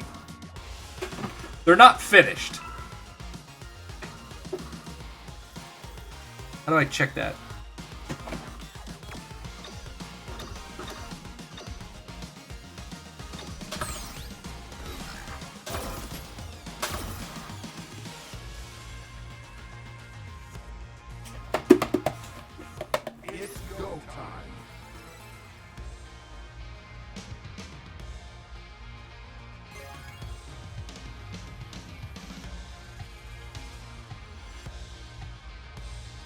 I'm a little worried that Street Fighter is doing that update thing it did the last time we played it on stream. So hopefully...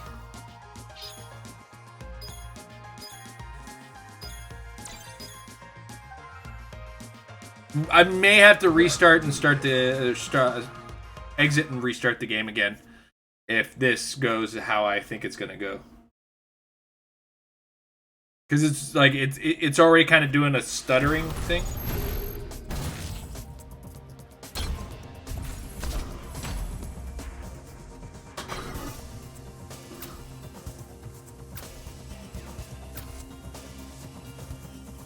This is sporty.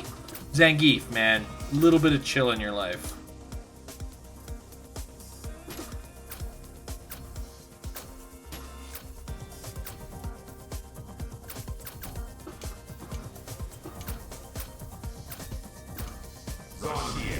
I'm summoning a storm.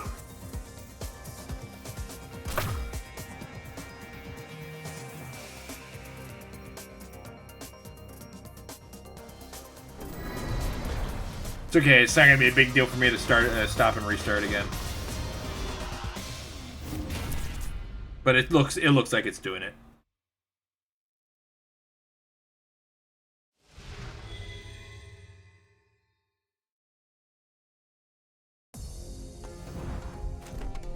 Yeah. I am Rashid of the Turbulent Wind. Remember the name well. My iron body is invincible, so beware! Round one. Fight! Yeah. Okay. Shall we rain check?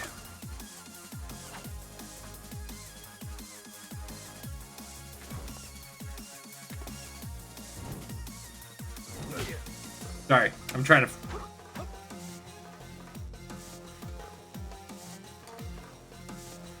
Alright, we'll just exit. It's not even let me... Why does the start button not work? Really? Alright, I'm just gonna... do this. We're gonna restart. It should work on a second attempt. This happened the first time we tried to start this game. And every time it does, it's because of whenever I start the game and it does its own updates, for some reason, that's when it's like, I'm gonna barf. And it just fucking fails. Fails in absolute misery. So, yeah, and the more updates it has to do, the more of those menus we see, the more we have to do that sort of thing.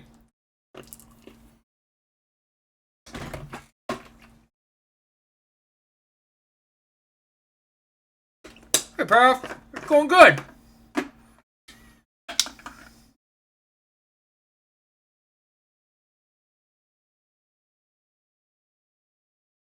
I wish I could tell you what was sweet. There's a lot of stuff I want to put in my decks. But I don't know what would qualify as, like, hot pulls. I should actually probably just, you know what, I'll just pull up a quick Star City Games thing and see what happens. Star City still the basis?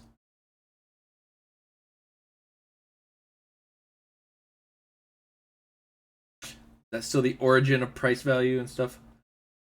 I did get an etched foil of the Dragon Legendary, which was pretty cool. So, I was kind of excited to get that. I got none of the cool fucking dragons, which was, you know, which sucks.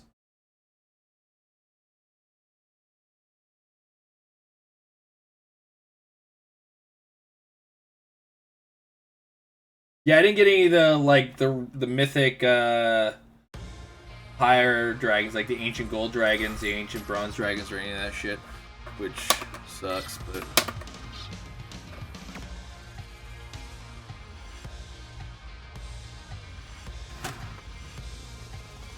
Still a touch stuttery. Let me give a test run here. I might have to restart the entire fucking system. Arcade.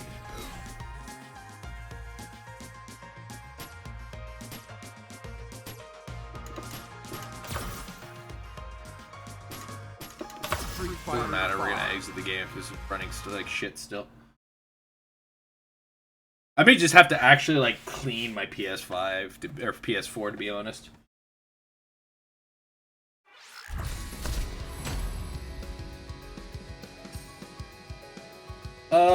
Yeah, so I think the closest thing to something uber great that I got is a not full art Tasha the Witch Queen. I think would be the highest sitting or value card I got there.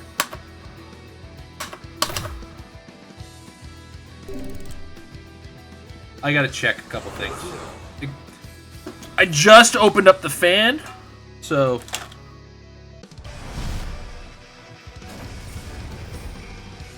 in my actual pre-release kit, I mean I drafted all that stuff away, right? So for the most part, I didn't keep much in the way of rares. I didn't even pull anything. My pool was a goddamn nightmare. Like, I can't believe I was as close as I was to almost beating people with what I was working with. Fight. Yeah, okay, this is misery. So we're going to do this. Check our downloads.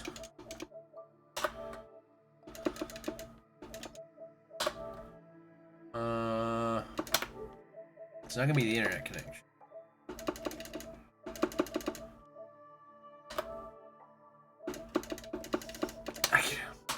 I hate this. I always forget where to check the fucking downloads and stuff. Is that... Are you the reason we're going slow here, Grand Blue?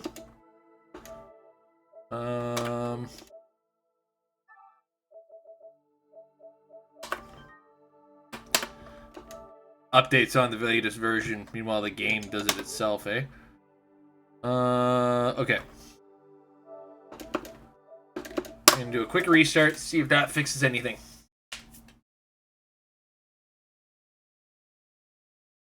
I'll have to go through all my rares and stuff, but they're upstairs right now. So next time I go to the washroom, I'll bring it all down and do a quick comparison. I did end up with a Sea of Clouds and a Spire Garden as far as the group lands are concerned. So hopefully that's good for something. Son of a bitch. Every freaking time. Ugh.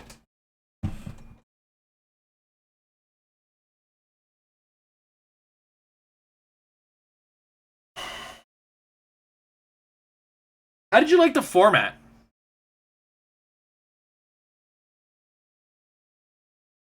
I really got a kick out of the format itself. I thought that was really cool. Like the idea of drafting and then playing Commander.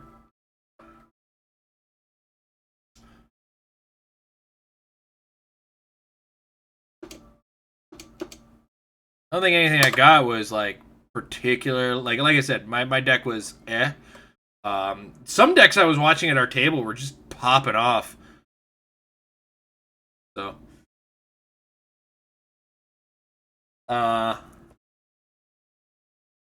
who was I can't remember his name, but there's a guy at our table who had Wilson up to like an 11/11. And I was like, that's a big bear.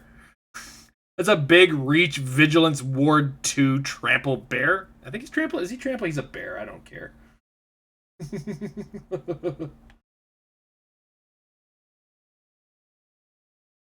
starting to look like I got jank. It was a beak boy. For sure.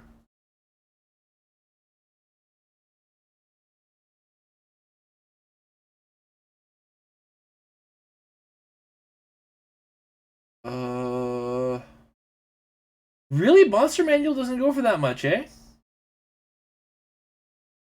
I thought Monster Manual would have caught more.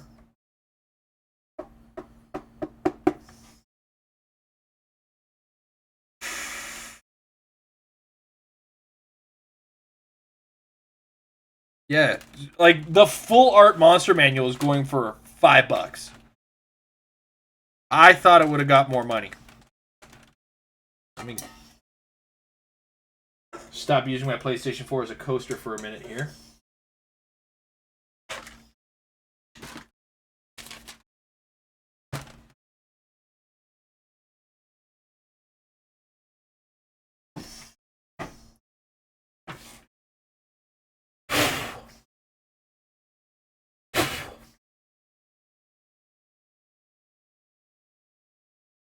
Welcome to the tech support stream. This tends to happen a lot lately, especially when I try to use this system specific.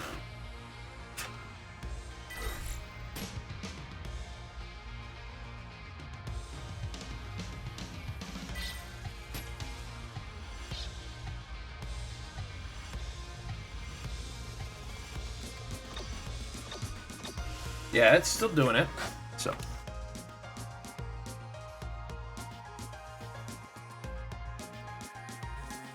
Oh, is it? Okay. I didn't know it was a worse version of something else.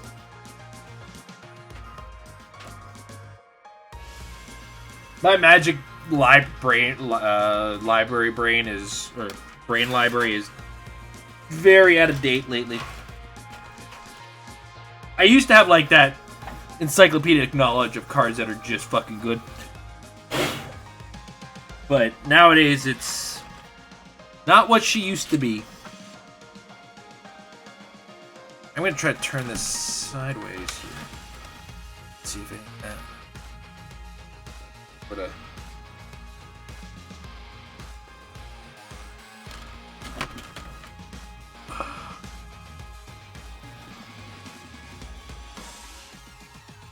back's feeling a touch hot. Probably not good news.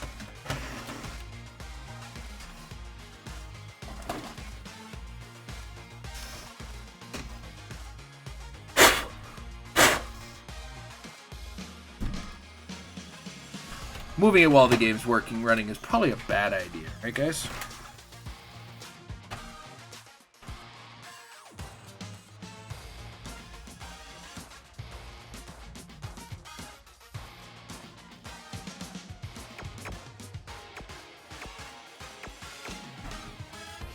And it's getting worse.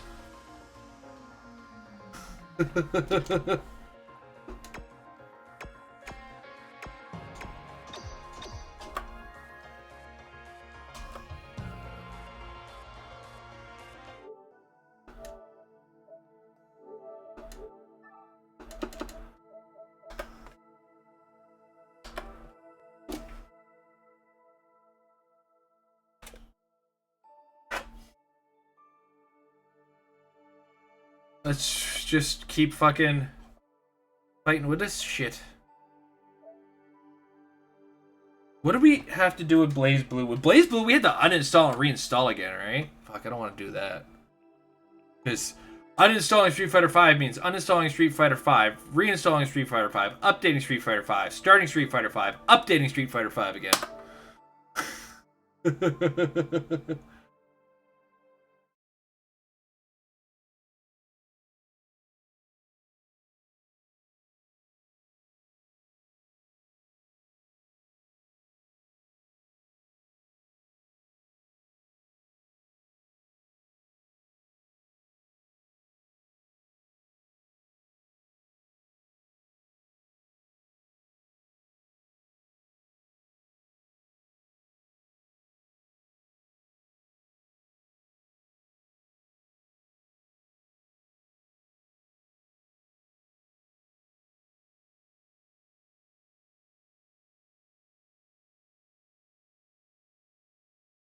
We've made it worse. We've made it worse.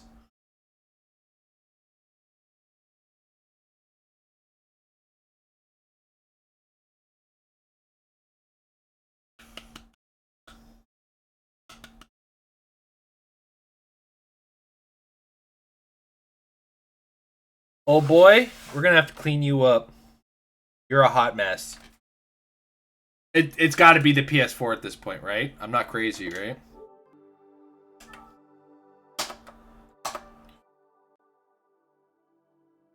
Oops, wrong thing. I wanted to do this. Actually, no, what I want to do is PS4 running low.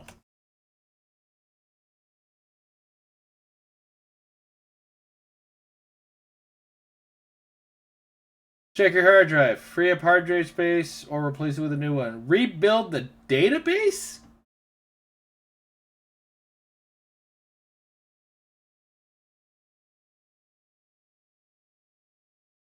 Yo! Rebuild the database.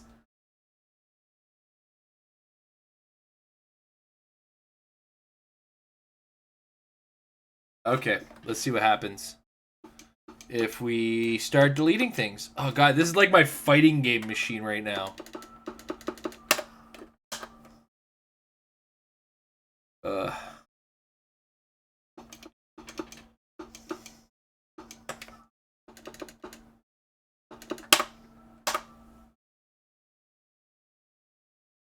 Deleting a few titles to delete System 34 on a PS4. I'd be it is running on an x86 architecture, so maybe it does have things like that. Kids have their own PlayStation in their room now, so I don't need to keep Crash Bandicoot on here. We can delete Life is Strange because Amber is done with Life is Strange 2.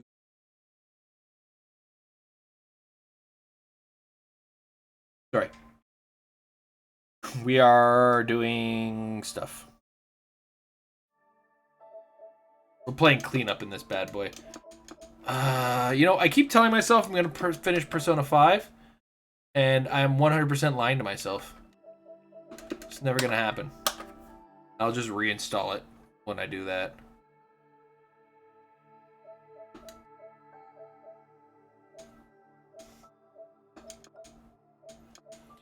Amber wants me to keep every single PlayStation or Resident Evil game on this thing for some reason.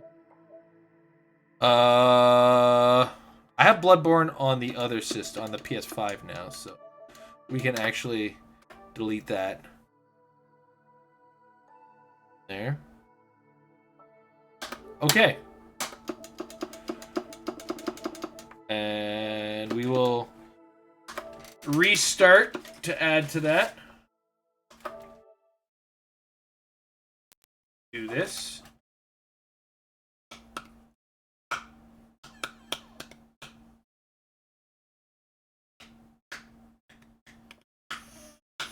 How's everybody's Saturday going so far?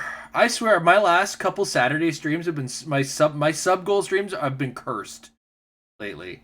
I feel bad about it because people sub to me to get these games on the stream, and then I really hope if we get to Asura's Wrath, it doesn't end up having some kind of curse to it too, because that's gonna take a couple streams, and that's a fantastic looking game. It looks like so much fucking fun. So we deleted a bunch of content off of my PS4. Hopefully that does the job.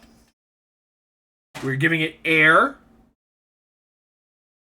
It's got room to breathe.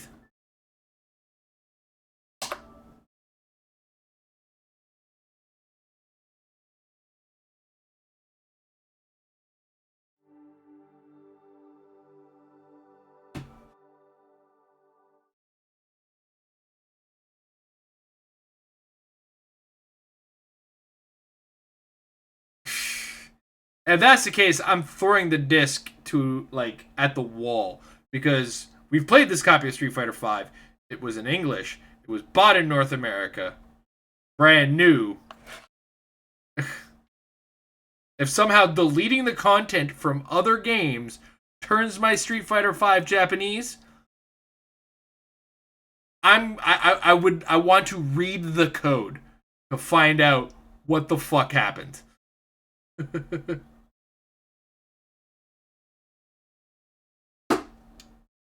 It's got to be the PlayStation at this point.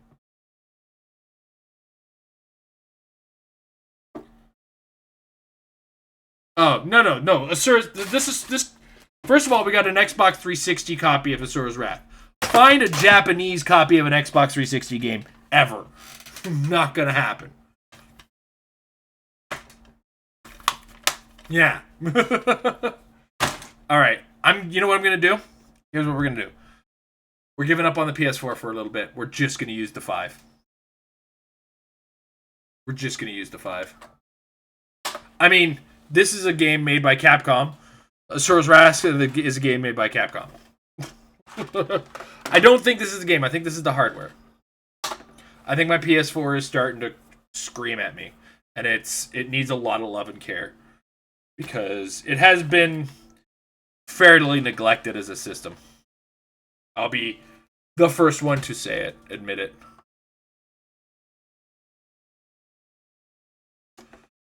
I think I'm gonna have to take it apart and dust her out.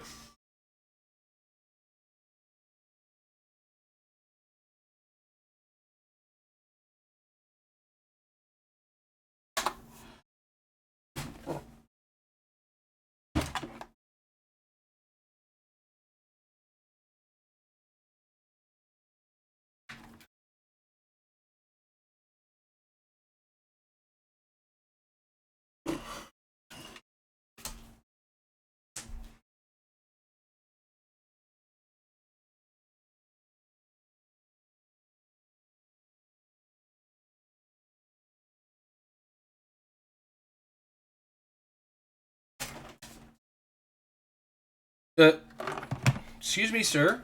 You're on rest mode. My PS4 is now trying to start, and I don't know why. I swear I just put it on rest mode. I'm gonna be right back. I gotta pop to the washroom.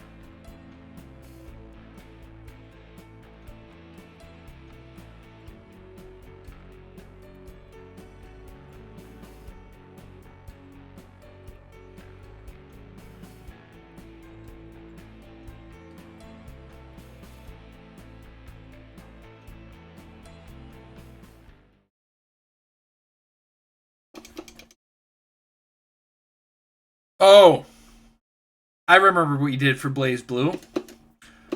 We put it on the PS5 as well. Fuck. It's okay. We probably don't need the Multiverses beta on here on my PS5 anymore either.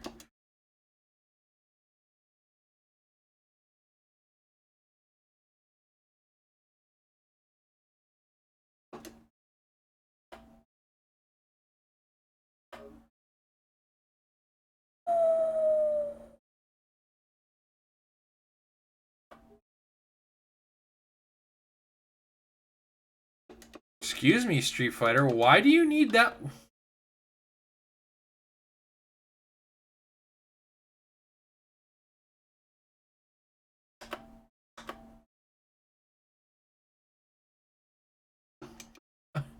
Why does Street Fighter need almost 100 gigabytes?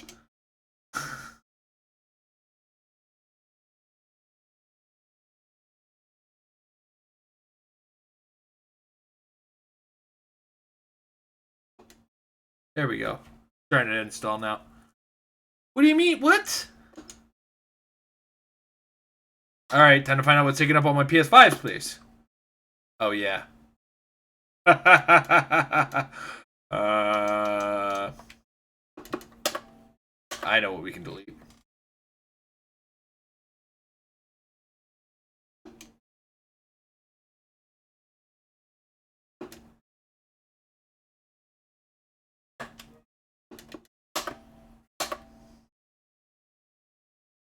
Okay.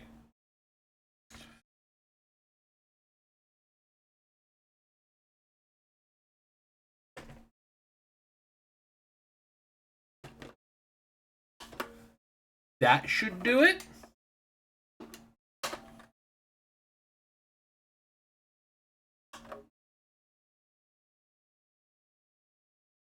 I have that much space. Why are you lying? Why does Guilty Gear Fighters... Why does King of Fighters 15 need 76 gigabytes?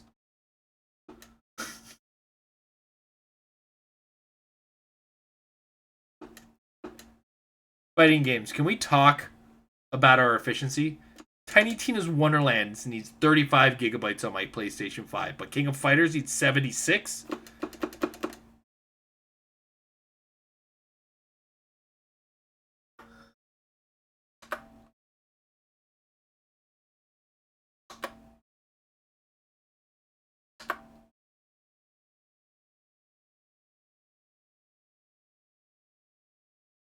Especially when you consider like how very low weight, sorry, this is what we're dealing with right now. How very low weight fighting games generally are.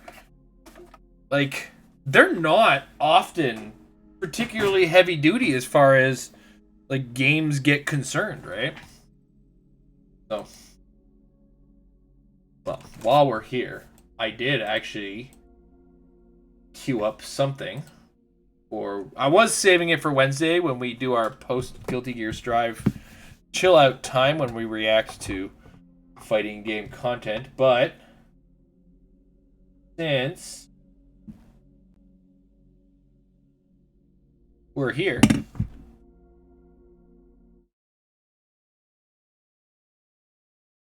so this is a channel we've watched a couple times. It is Sugar Punch Design Works. Now, generally, their content is focused on fighting styles inside of fighting games and explaining how, you know, they got moved into the games and what you generally see out of them. They generally focus on the legitimate martial arts that are in there, but anyway. This seems to be from the outset a little different from that content, but I want to see what it is. And it's about Zangief. This was from 2020. So, but still, check out Sugar Punch Design Works. They're great. While we wait for Street Fighter V to install. Zangief? No matter how you feel about Street Fighter, you cannot deny that the World Warrior Tournament is home to the most iconic fighting game characters in history. For those of us that grew up with Street this is Fighter, correct. seeing the World Warriors evolve from game to game has created narratives that have spanned decades, from Ryu's journey to self-mastery to Chun-Li's quest for revenge. But for every Akuma, Charlie, Nash, or Cody we get, Street Fighter also maintains a bench of clowns. No one is saying that characters like Blanca or E Honda aren't iconic to the franchise, but you also can't really deny that these characters are kinda one-dimensional. E Honda is a sumo wrestler, and that is his... I would agree with them being as one-dimensional as far as most of them are just one-note stereotypes. Right? E Honda is big Japanese sumo wrestler. Blanca is monster from Brazil. That's South America. Nobody knows what's going on in South America, right? So, and to another degree, we got Zangief, who is the Russian Supermensch, right? They're very one-dimensional in that sense, right? Whole character. It is all he talks about. It is all he fights for. Granted, real-life sumo wrestlers lead a heavily regimented and traditional lifestyle that is laser-focused on sumo and nothing but sumo, but you are never going to see E Honda evolve as a character or overcome a great trial in his life. He's just there to be the sumo guy. Like, come on, you've known Ryu and Ken for ages, and that's all you have to say to them? Honda's not the only one. There's a long list of fighters who are one-note gimmick characters that just exist. Their entire shtick never grows beyond one single joke, or if they are allowed to evolve, it's only to metamorphose into a different joke. Blanca loves capitalism! This brings us to Zangief, a character whom Capcom shows a Blanca lot of loves reverence capitalism. to, despite how shallow he is as a character. Don't get me wrong, I love Zangief, and I think he's a cool character, and you have to respect that he is the grandfather of all grapplers. which is also why I think it's a shame that he's just been reduced into a walking meme. These characters have been part of gaming culture for decades, and I think it's a waste that Capcom doesn't have anything more to say with Zangief than just, "Ha, I am big guy." But before we can explore what can be said with Zangief, let's reflect on his history and story thus far. Let them keep going on that. Because right now we're still in the midst of their thesis. Zangief debuted in Street Fighter II in 1991, with his inspiration taken from Russian wrestlers Viktor Zangief and Ivan Koloff. He represents the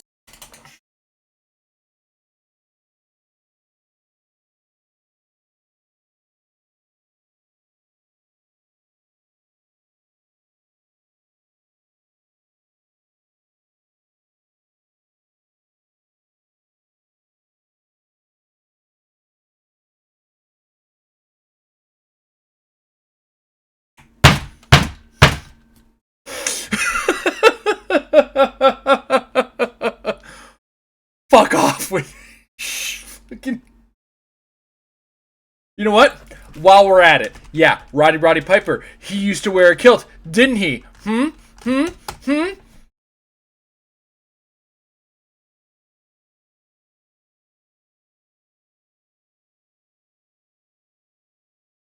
Ladies and gentlemen, people are suckers and fall for it all the time.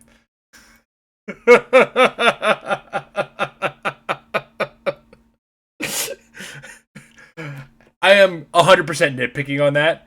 And yes, the guys at Capcom wouldn't have known better. Ivan Koloff, I think, would have wrestled in Japan at some point in his career. And definitely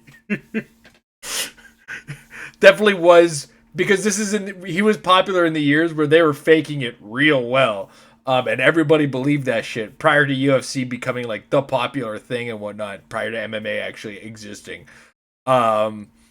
You know, or at least like in its current form, not like just in general. You know, people didn't know what a real fight looked like in a lot of cases, or never witnessed a fight, or thought people who were really good at fight fought like that.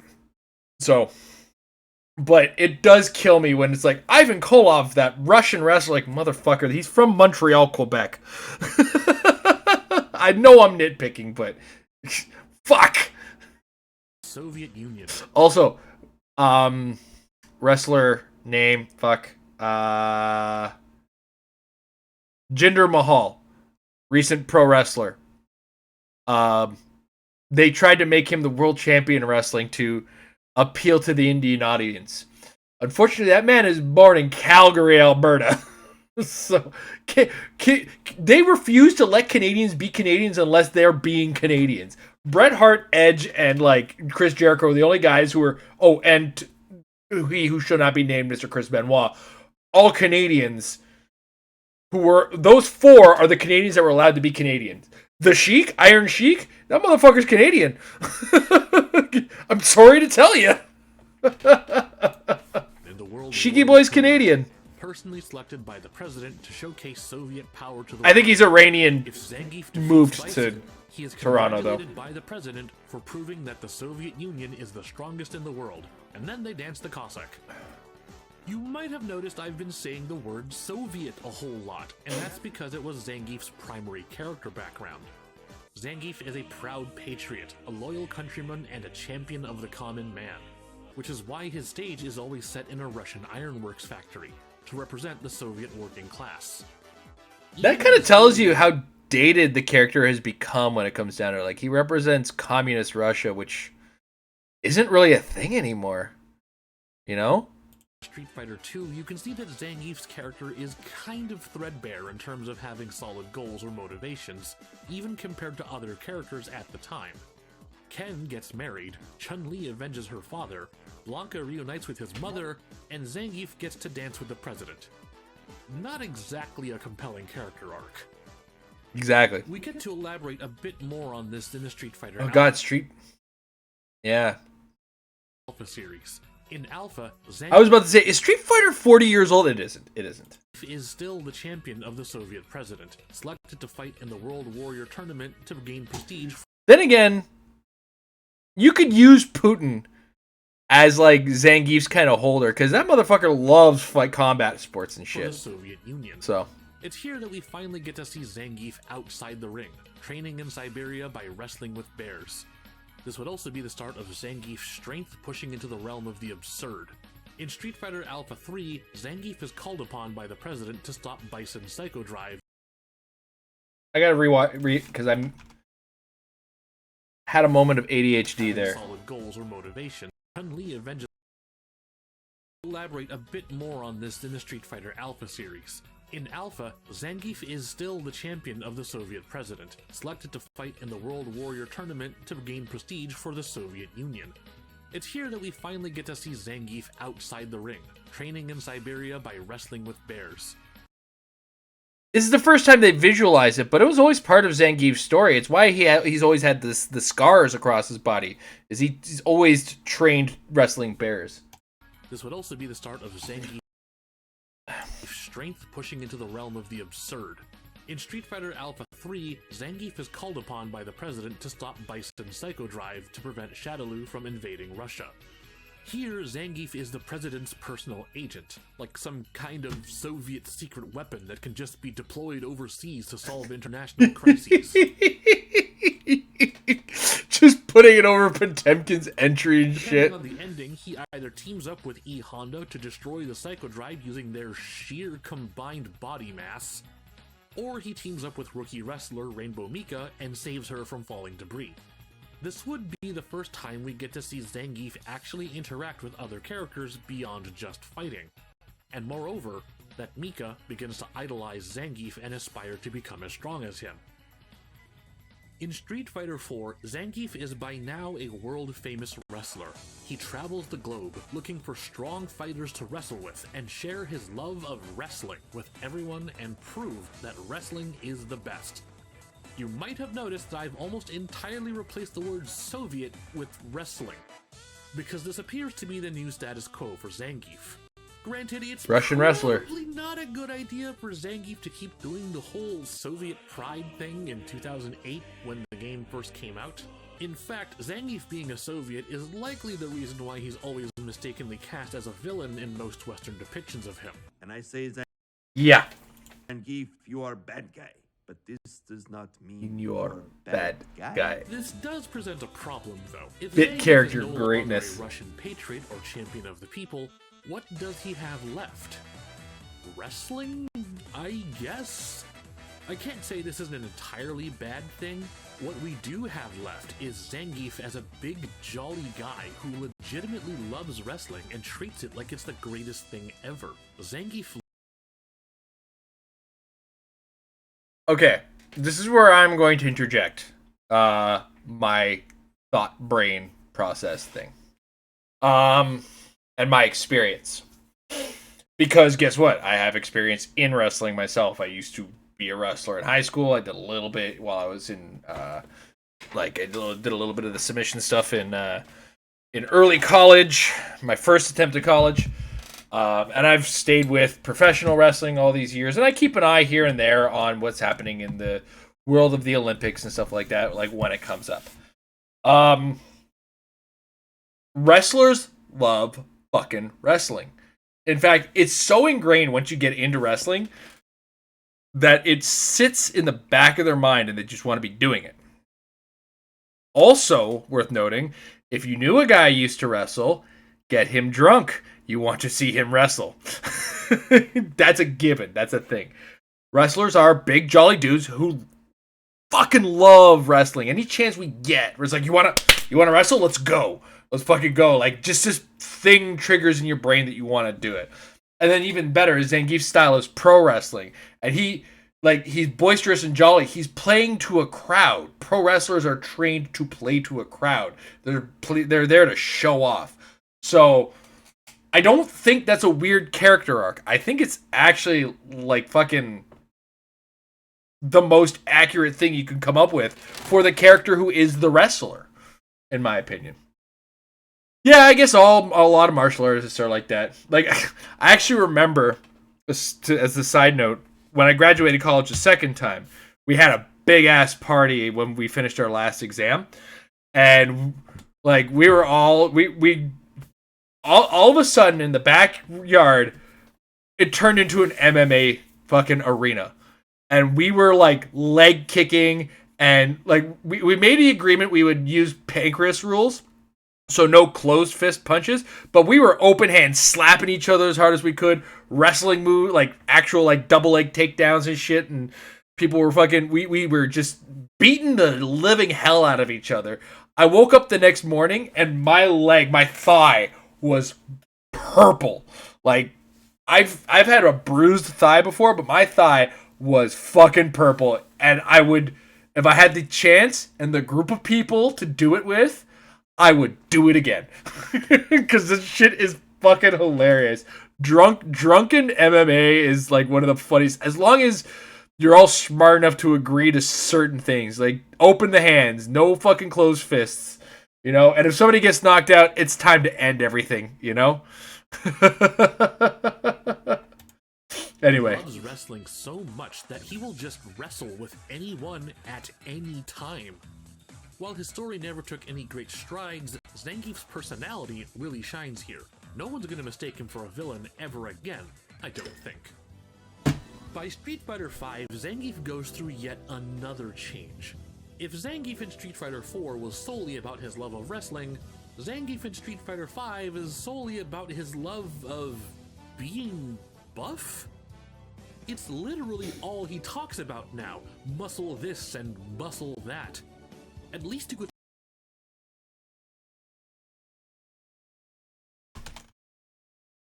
You know what? I'm not gonna get into it.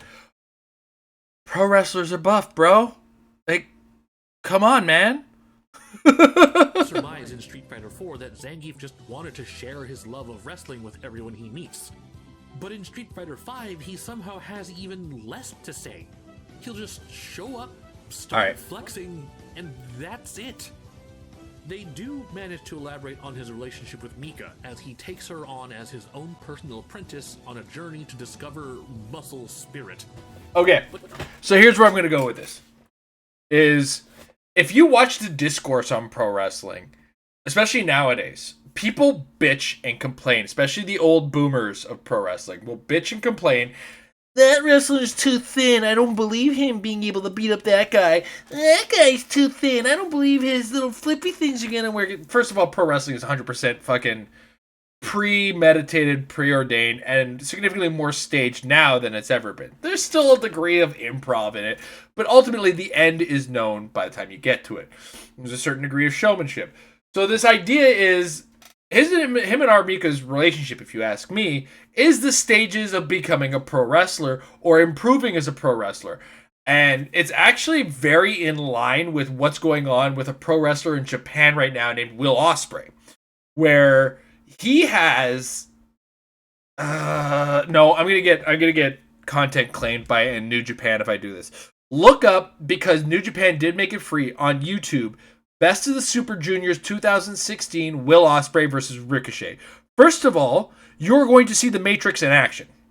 Those are two of the flippiest motherfuckers that you've ever seen.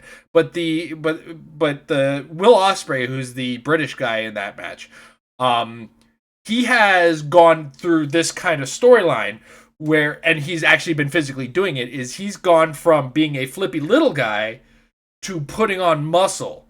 And he's actually changed his style as a result, but he's putting on the muscle. And it's like, you must put on show to be part of pro wrestling is now fucking Zangief's storyline. They're making it make sense to a certain degree, where Street Fighter is supposed to exist in a world where pro wrestling is a legitimate fighting art. But that said, but he doesn't really teach her anything or help her grow as a character, which is even more baffling because he appears a lot in Street Fighter V story mode, and he only has one joke. It's the exact same joke 3 times. He gets more screen time than Ryu. It's just weird to me because it feels like this game loves Zangief. So why is it that he never gets to be a real character and is instead relegated into a walking meme?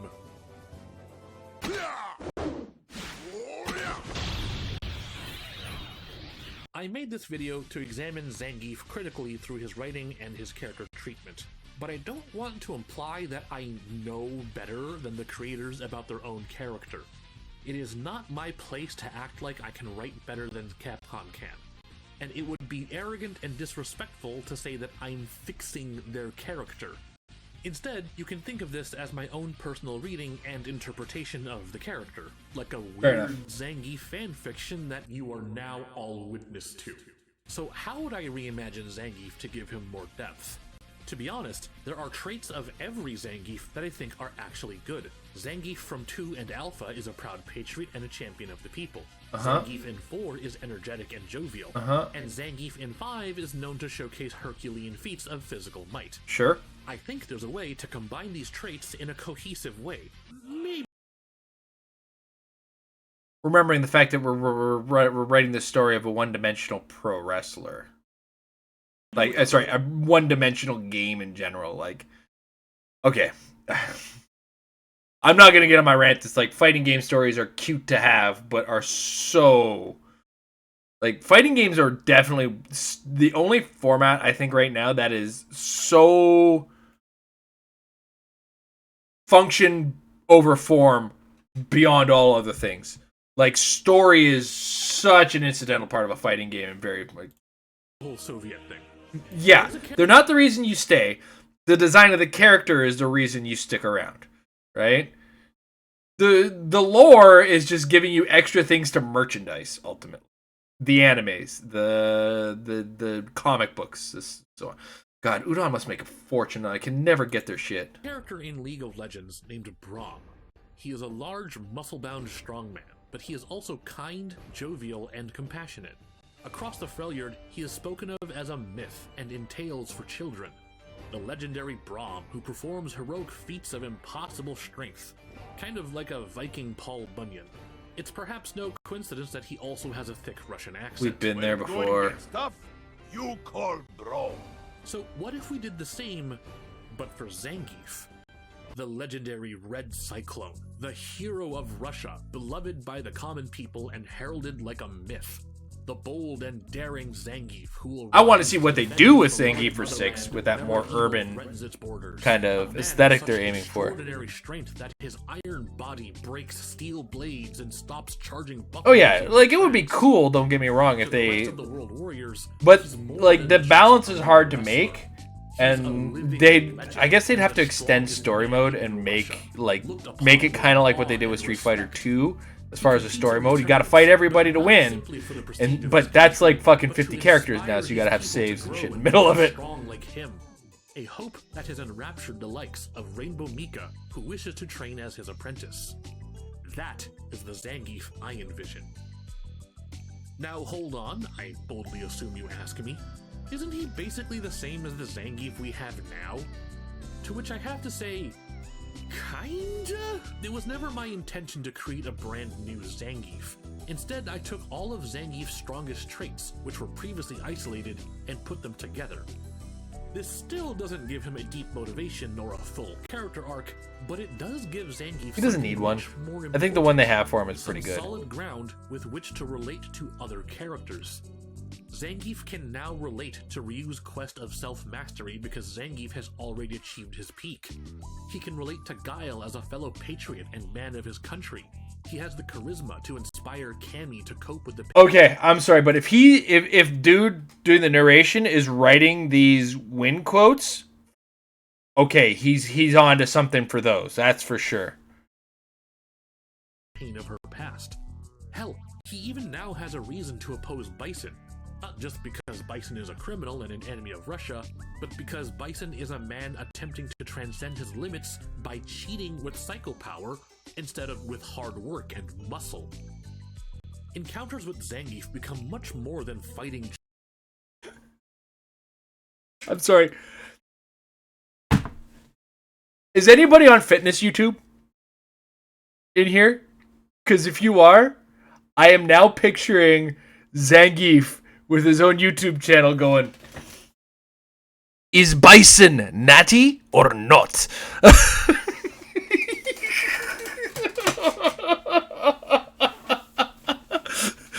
Zangief's fucking natty or not collection of videos. I'm sorry. What the hell? just that one muscle guy. You are now facing a living legend. Zangief becomes a fitness tuber for Street Fighter 6. It works with that new fucking aesthetic. And respected by his comrades. I would watch, subscribe, and click for the notifications for Zangief's fucking... But it's not impossible to give some much needed. I would give gift subs to his Twitch stream. To the clone crew. Hell, Balrog got an emotional moment in Street Fighter V.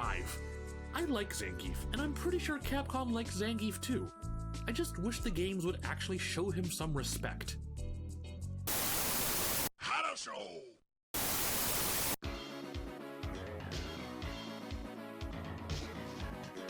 Oh, fuck. Okay. Okay.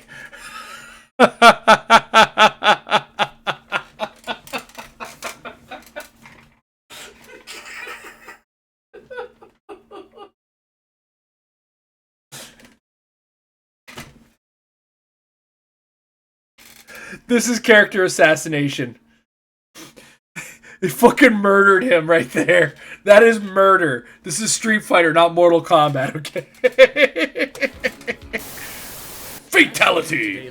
Alright, and that's the outie. Okay, I gotta pop to the washer one more time. Street Fighter is installed. I'm gonna start it and hopefully get the in-game installation done by the time I return. So...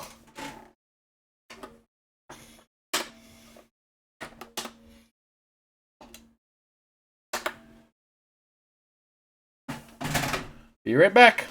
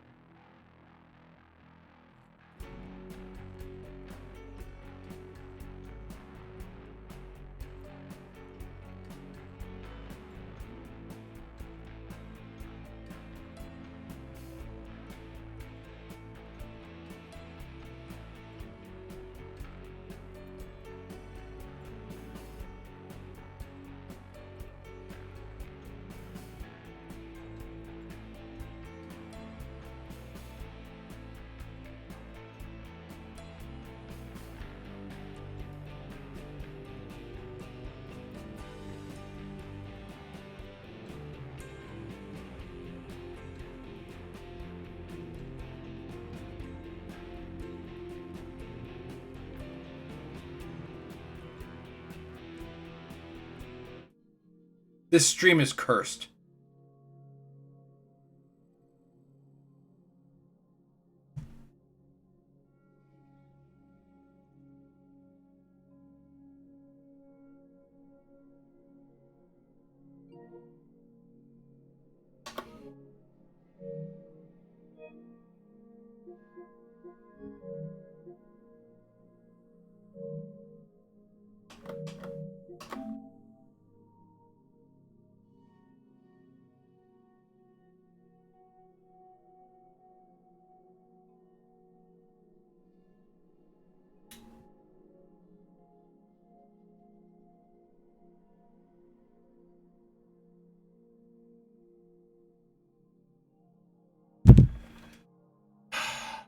Okay. I'm gonna try something.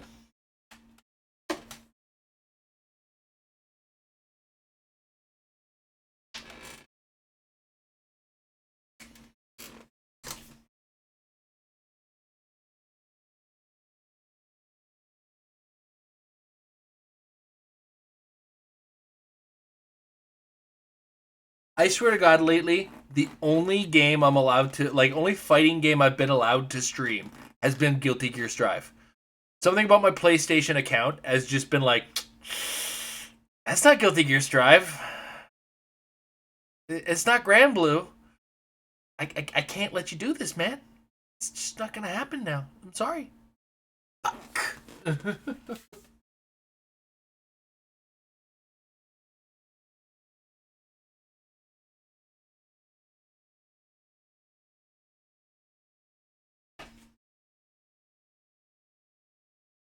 All seems to be coming with problems right now.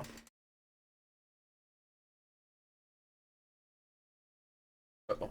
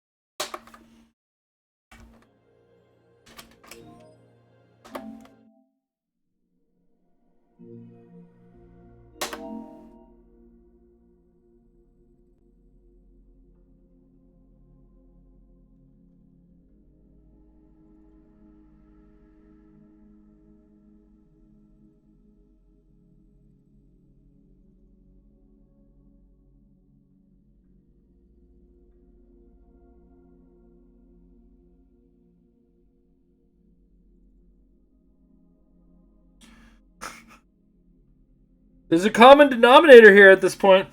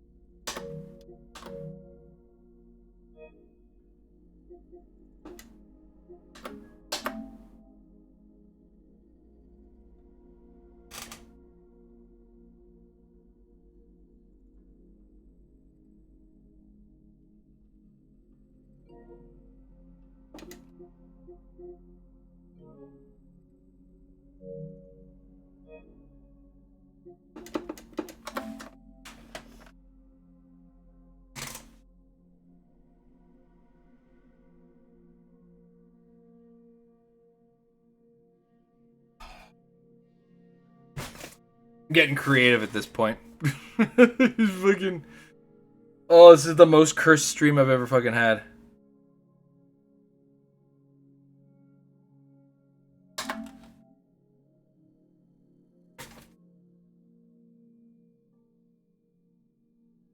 Remember when I initially suggested that maybe I try Guilty Gear Strive? I should have gone with that instinct. Even though, like, I feel like it might have burnt me out for the week. Or it might have cost me because I usually play on Wednesday, which probably doesn't have as many players. Which also means it probably doesn't have as many good players. I know what I am doing.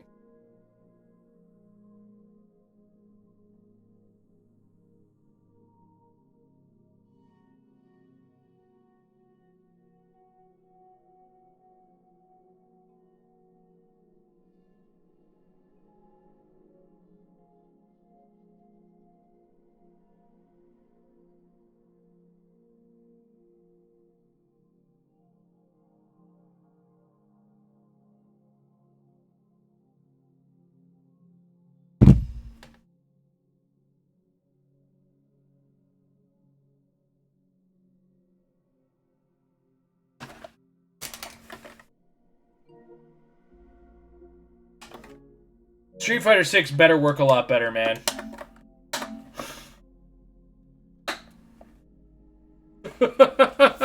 Street Fighter 6 better fucking work.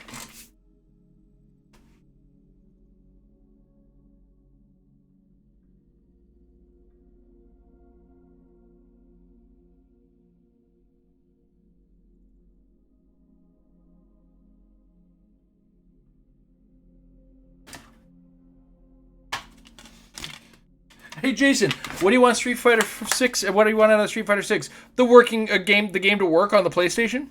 That's all I'm asking. Fucking functional game.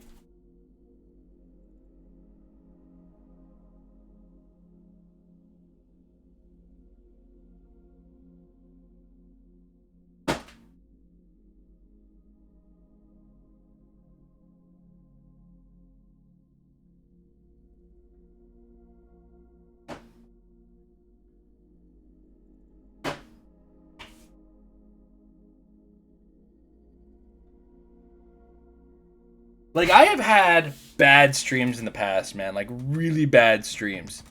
And like, this hurts so much.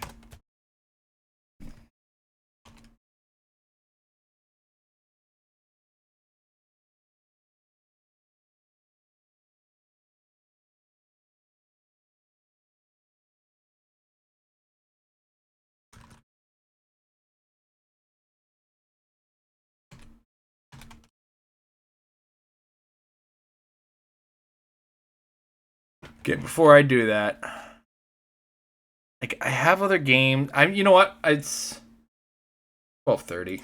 Fuck it. Got anything good? I might just call it for the night. I don't know. Oh.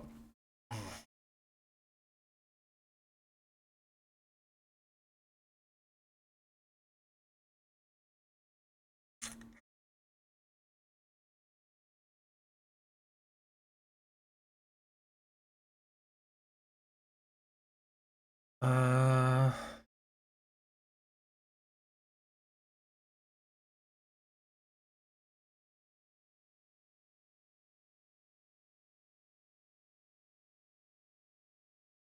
All right, so what here? You don't fool me. Okay, here's what I'm gonna say. Persona 4 Ultimax or Persona 4 Arena Ultimax was fun.